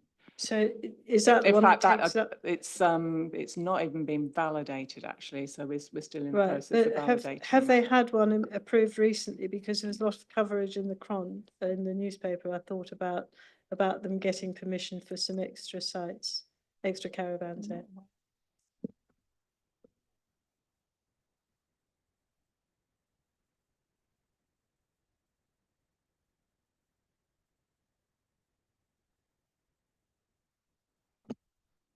Okay, we'll come back to that one. Is there any other questions on this application? No. Okay, I just wanted to make the point of the actual condition of the road. In my opinion, it's not acceptable for the way it is at the moment. There's potholes everywhere. It's dangerous. I use the road myself, and I can't see how we're happy with the condition that road is actually in. All the drains as well, they're all blocked. They don't get used. The road floods. Can you share any plans with us on when the road is actually going to get relayed and the drainage system is actually going to get cleared out? So the road maintenance is it's now carried out by Kia, and it's subject to routine highway maintenance inspections. With regards to defects, anyone is able to report defects. So defects should be reported when they are seen. So anyone is free to report those. But in terms of the developer, there is an existing industrial estate off of Crow Lane. So we can't expect the developer to fix again pre-existing problems as part of this development. It's not something it's not a condition that would stand up if we tried to apply that. Yes, so I completely accept that, but we know about these problems, and I just wanted to know what highways are actually doing about it, because we're going to be adding to them. and there doesn't seem to be a plan from us to actually do anything about it. Yeah. So yeah, I have reported it through the reporting system, and I'm awaiting a response. Okay, and on the second point of defects, I've actually reported defects on this road myself a few times. The inspectorate come out, they look at one pothole, one gets fixed, but then the other hundreds are just left alone. So to say that the road is inspected and then fixed is demonstrably incorrect, in my opinion. Yeah. This may be a larger issue that needs to be taken up with Kia. This is something that I'll investigate further. Thank you. Councillor Keeble? Thank you very much. It's just a further point, which is it says that the flood risk is medium. But I mean, that area has been it's been all over television about the level of flooding there. Now, it might be that it's just skirted around this particular warehouse site, but my perception certainly of that site is that it's as low as anything else which is in that general area, and some of the flooding has been very spectacular. So I just wonder if you're really satisfied with what's being said there about flooding, and whether the risk is medium or, you know, just a bit higher than medium. The site lives is in a flood risk zone 2. Flood risk zone 2, which means it's suitable for less sensitive uses such as warehouse uses. They're allowed to be located in flood zone 2. So that's a 1 in 100 to 1 in 1,000 flood risk chance per annum. And we have consulted the Environment Agency and the local flood risk authority, and we have no objections to the development.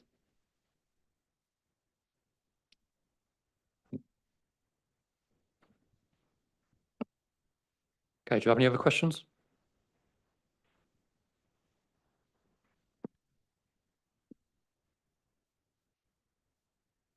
Okay, move on to the public speaking. Neil Alcock, applicants, please. Thank you.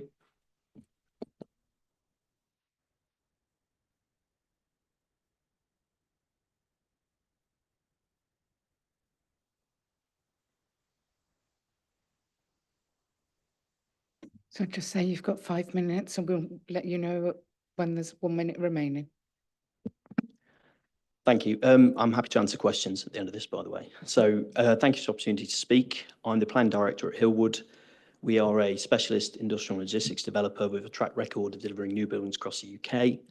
Our nearest scheme to the proposals at Crow Lane is a 4-unit scheme that's currently under construction at Raunds. And as some of you know already with a bit of background, the site is wholly brownfield, previously developed. It is within an employment area. It was cleared in 2012. It was a former polymers factory before, and the remainder of the site is surplus sewage works land that we've acquired from Anglian. Our proposal has already received some positive inquiries from future occupiers, so we're confident that, you know, we can get some long-term job opportunities in here when the building's complete. It's going to be a significant investment, could generate up to 819 million gross value added for Northampton over its lifetime, up to 1,150 new direct and indirect full-time equivalent jobs are envisaged as a result of this during the building's construction and operation. There'll be, of course, opportunities for training and development for local people, which we've happily agreed with your officers can be secured by Section 106. As Andrew's mentioned, there's an extant planning permission on the former polymers site element of here, 2-unit scheme with 2 access points already approved. We're looking at a maximum of 2.8 metres higher than the tallest building on here. And as part of the planning application process for this scheme, we've worked positively with our officers, and we have no objections now from any consultees on any matters.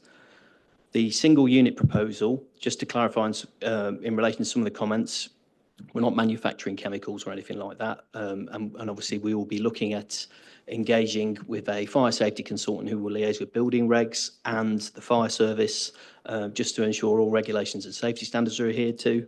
The layout, as mentioned, we utilise the already approved northern access points, and as we've talked about on this, the 2 new pedestrian crossings are proposed along with improvements of footway to Ravensway and the roundabout. And again, as mentioned, Local Highway Authority have raised no objections. The majority of movements out of the site, as it's industrial, would be right turns towards the A45. At evening peak, this equates to less than a vehicle a minute leaving the site. However, as part of the Section 278 works anyway, we would need to do a road safety audit agreed with your local highway authority. And I'd also add that any queuing, for example, at the end of a shift pattern, it'd be wholly contained on our site, which would be a private road, so it wouldn't be onto the network. We're also happy, obviously, to discuss potential for resurfacing of the road as part of Section 278 agreements as well, because I appreciate that that's quite a contentious local issue, and we saw this when we were out on site. The yard area will be on to the western side now towards Crow Lane, retained behind enhanced hedges, trees and soft landscaping. At its greatest extent, we're about 44 metres further away from Crow Lane when compared to previously approved. We've got a darker top, which was recommended by our officers in terms of the design to sit amongst a backdrop of large retained trees on the site itself and adjoining land. A number of these retained trees are over 20 metres in height, so they're further assisting blending the building into the additional commercial industrial background around.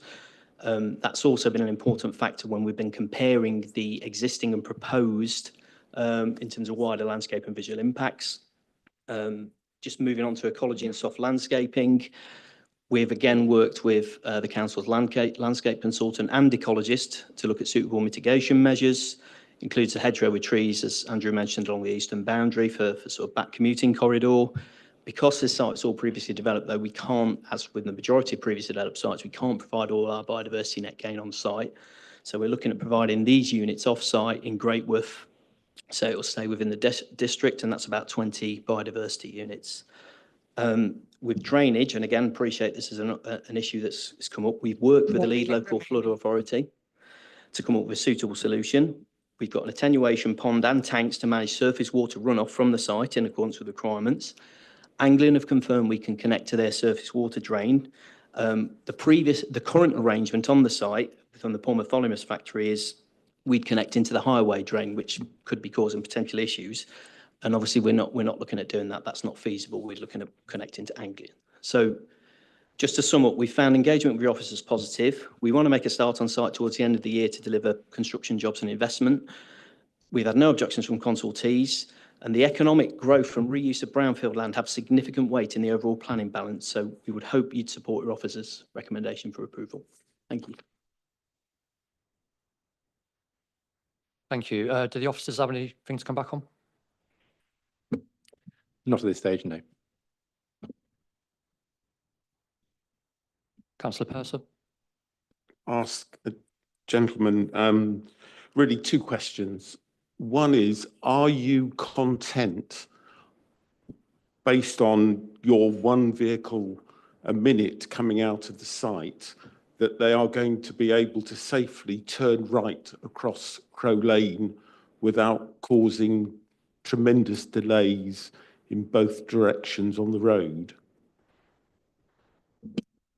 Yeah, this is a result of, obviously, we've tested it from a highways impact perspective. We've looked at it from a transport assessments. The total movements, which includes light vehicles such as cars and HGVs, is 115 less than the approved scheme, just to clarify that, at one access rather than two access points going on to Crow Lane as well. In the morning peak, we're looking at 88 movements, so over the hour period, 88 movements both ways, which is 1.46 vehicles a minute. Half a car departure, 0.52 in terms of departures. That's less than the approval. In the evening peak, we're looking at 83 movements in both ways, which is 1.38 per minute. And again, 0.88 in terms of a departure. Again, that's less than what we've got approved. So in terms of the impact on the highway network, it's less than what we've actually got planning for. I just want to clarify as well, just in terms of the national highways flip-flopping we had with these, there was a bit of a misunderstanding, and with national highways, they were looking at the wrong plan, in essence. They were looking at modelling it based on the Steel Stockish site next door, over the other side of Crow Lane, and not our site, which is in an employment area, whereas the land to the west of Crow Lane is an allocated employment site. in the local plan rather than an actual employment area itself. So it just took a while to actually get to the nub of what they were doing because they didn't want to meet us and talk to us. They just wanted to send emails back and forth. Can I have a second bite of the cherry on biodiversity net gain, which, you know, we saw on the site that actually there's quite a chunk of trees that will lose from the Nen Valley. I'm just a bit bothered that we're losing from the Nen Valley and the gain will be in Greatworth, which is right down in the south of the county. Are there no sites within the Nen Valley that these biodiversity units could be allocated to? There is potential. We are talking to a particular company who have another site that's in Northants, but it is in the same what's called national character area. So I think it's like Northamptonshire Claylands, I think is the technical term for it. But it's not. They're not as far in legal agreement with the landowner to get this biodiversity net gain site ready. So what we look at is obviously when you look at the government's hierarchy and how this works, they obviously want it to be within either the same national character area or the same local authority area. And you know, the nearest one we have with this company is in Greatworth. There are other sites available, but we've spoken to about 3 or 4 different providers. But we are more reassured with this company in terms of their probity and what they offer and in terms of overall deliverability that when, you know, we pay for these off-site credits and it's a substantial amount, it will be provided as, you know, they're going to do what they say they're going to do. So.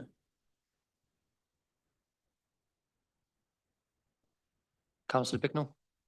I'm still waiting for you to convince me that with a long-range green landscape, you can stick a grey factory in the middle of it and say that's mitigation. On words fail me.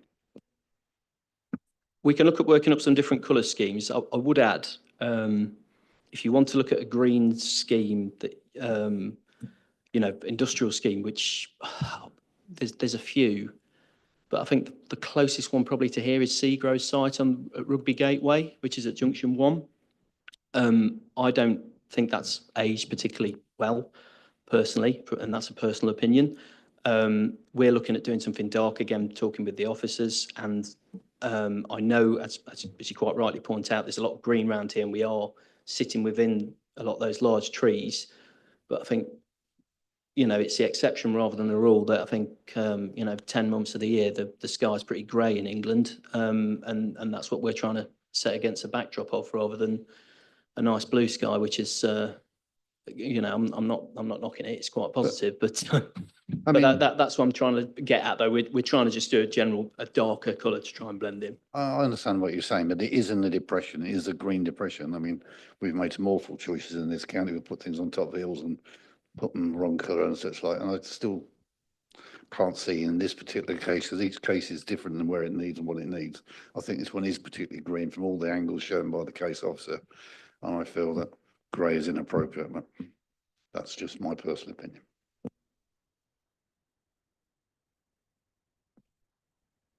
I just have a question about the drainage into the highways.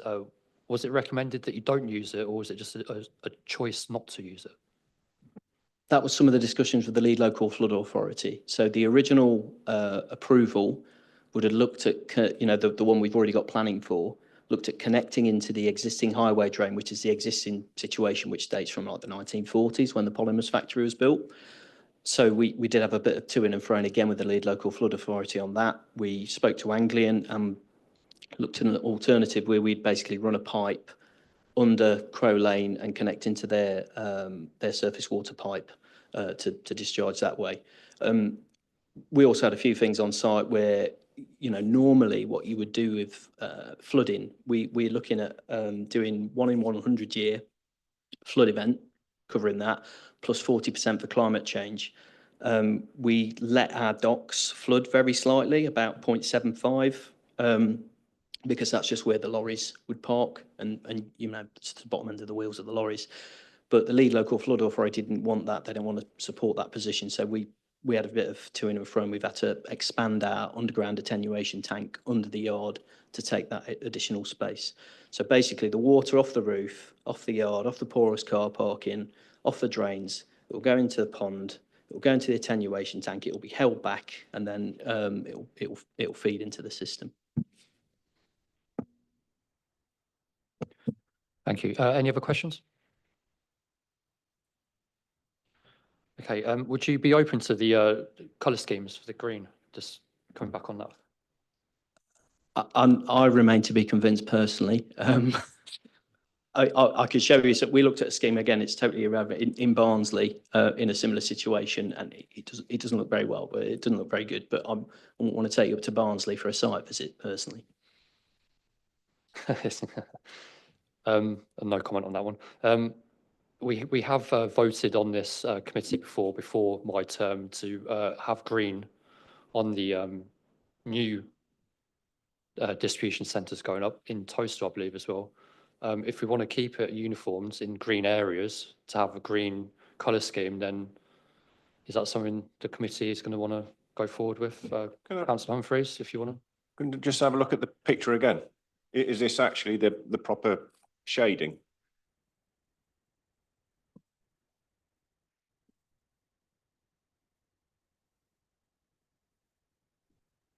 No, it's dark, isn't it? Yeah.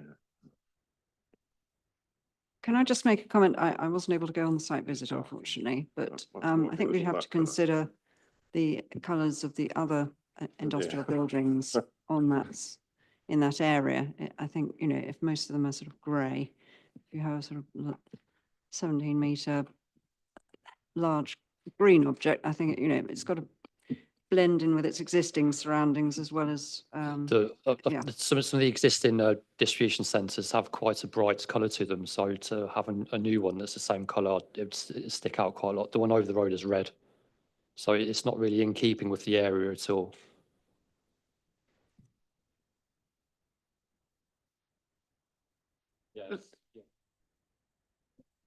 Yeah, but where are the views looking down with the skeleton bit saying, which is the long range views? That's where I was coming from.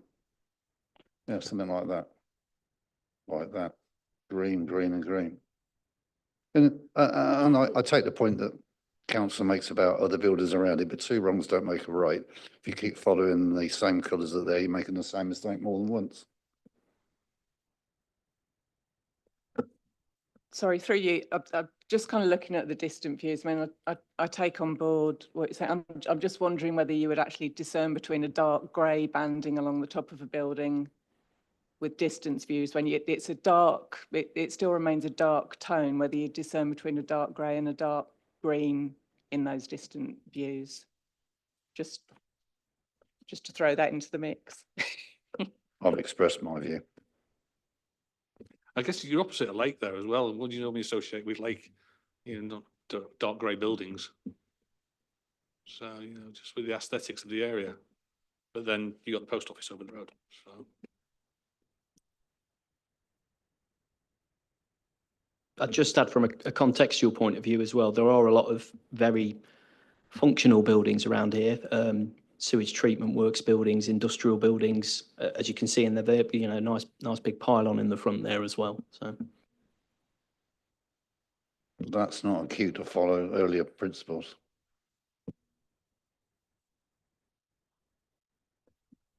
I mean, through you, Chair, if members would prefer for us to agree in consultation with yourself, Chair, on a colour scheme, we can add the condition to that effect. And look at look at a colour scheme with green, for instance, in it, and then make a decision in consultation with yourself, Chair, if members would prefer. Councillor Manners. I'm not happy with the colour scheme, but I think designing it by committee will get a camel.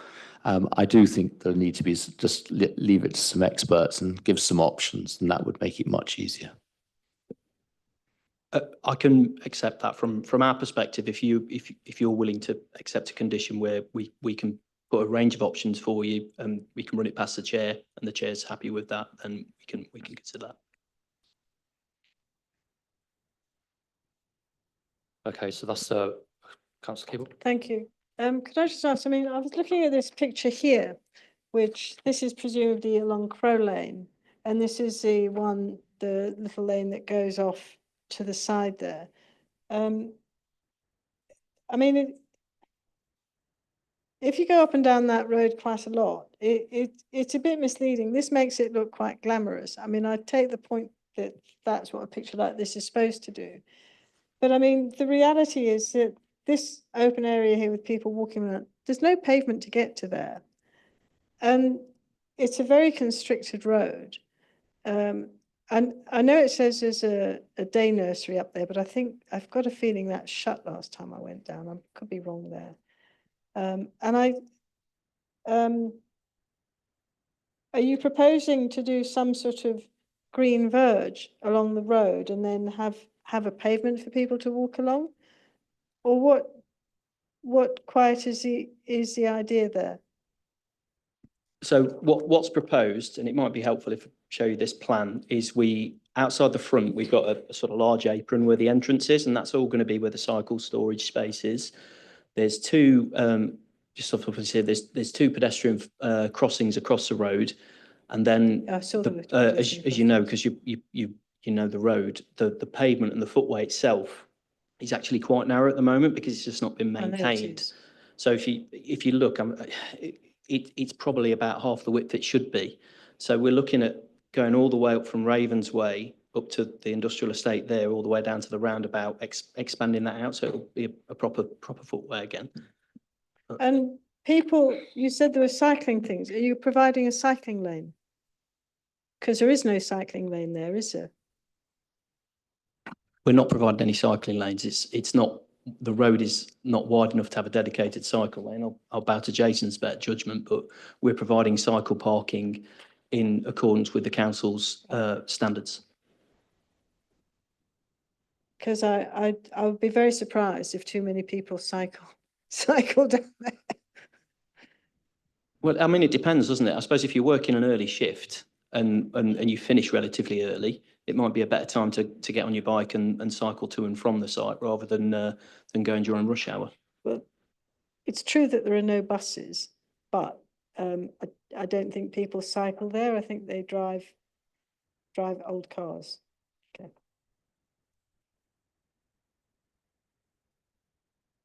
No, I agree. I think the nearest bus stop's up on Billing, isn't it?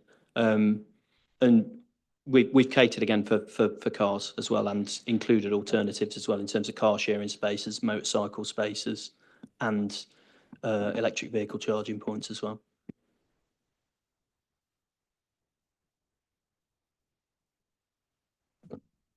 Anyone else? Okay, thank you. Cheers.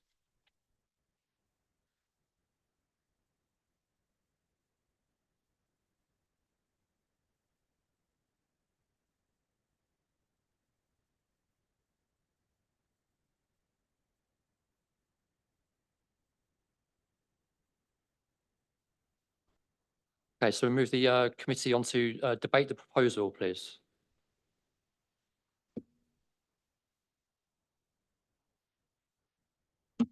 Councillor Bignell. I propose we accept the officer's recommendation with the proviso that in consultation with yourself, a series of colour scheme palettes are formed. I would propose that as. Is there a seconder?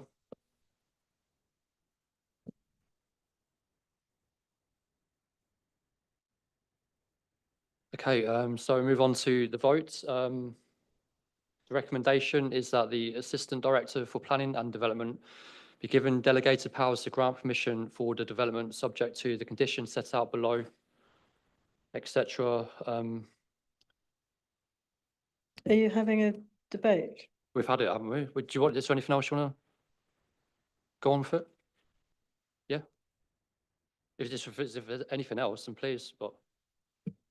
Well, sorry, I'd like to add on that. I've got no problems with this. My problem is with the highways. How the speaker then said how highways had it wrong in the first place, and they realised the mistake and went over to and then approved it and dropped all the objections. How quick was that thought of? Did they go, oh, we've made a mistake. Okay, yeah, you can have it. Pass it through without really evaluating the area. I'm not going to go. I'm just asking the question. You know, I don't think personally that highways have really evaluated the extra traffic coming around Ecton Lane. And I know it's not really part of this directly, but it will end up as a result increasing. Sorry, I'm not making words quite clear. I agree. Would it be better to defer this until it's been properly looked at? Based on it was based on a different site, the arrangement to come up with. Sorry, through you, Chair, that the officer report kind of sets out that there's in the responses to consultation, there's obviously a number. It shows the chronology of a process going, through with National Highways. So they did come back and kind of maintain. So it has gone through a series of processes to kind of before they finally removed the objection. It wasn't a quick turnaround. Effectively, there was information coming through which finally addressed their concerns. I still do raise a concern that that junction needs to be re-evaluated by someone. Somehow, it's not safe, and this is just going to increase.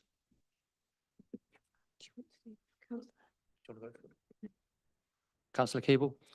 Thank you. I mean, I'm going to vote against this because I don't see, I mean, I couldn't in all conscience approve this proposal. I quite take the point that there was a planning application approved previously. However, that was several years ago. And I think circumstances since then have changed, both in terms of the possible increase. It's not clear whether that's been approved yet at Billing Aquadret, but it is pending and it's up to 3,100, which is much bigger, and the traffic comes out at the roundabout just below this site and goes past it. So that's an increase there. And you've got you've got a natural increase in traffic coming out of the industrial sites and Nick George, which is very substantial, and from the recycling centre, particularly given its change in working hours. And there's not pedestrian access down that road. There might be parks left for, well, there's a parking area for bikes, but it is incredibly dangerous for cyclists. There's no cycling lane. It's a very narrow road, and I can see no way in which that could provide for a safe environment for people, for example, accessing the shops, accessing the recycling centre, accessing the site itself. I think it's not fit for purpose, and there needs to be some substantial improvements to the roads to enable this type of size of development to go in this location. Through you, Chair. 2 points I want to make from what Councillor Keeble has said. One is the application that's before you is the red line plan, and only the red line plan, and only the application for the industrial unit that is proposed on this site. Secondly, the fact that there has previously been granted planning permission for the site is a material planning consideration. How much weight you choose to give that material planning consideration is up to you, but I'm minded to make you aware that there has been a previous application by West Northamptonshire Council, and therefore it will be material in your decisions going forward. Thank you. Any other comments?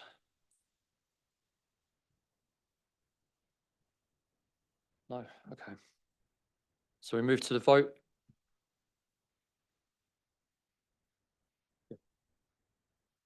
So the recommendation is that the Assistant Director of Planning and Development be given delegated powers to grant permission for development subject to the conditions set out below and any amendments to those conditions as deemed necessary, including the consultation on colour scheme. and the completion of a planning obligation under section 106 of the Town and Country Planning Act 1990, as substituted by the Planning and Compensation Act 1991 to secure the following. A, financial contribution towards construction training. B, travel plan monitoring fee. C, council's S106 monitoring fee. Who here is in favour of the proposal?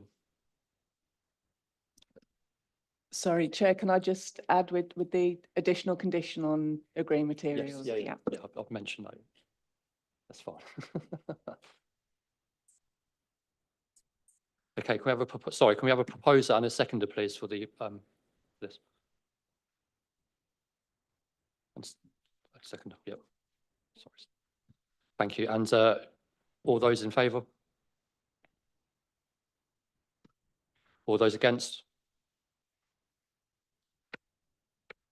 Thank you. So the proposal's passed.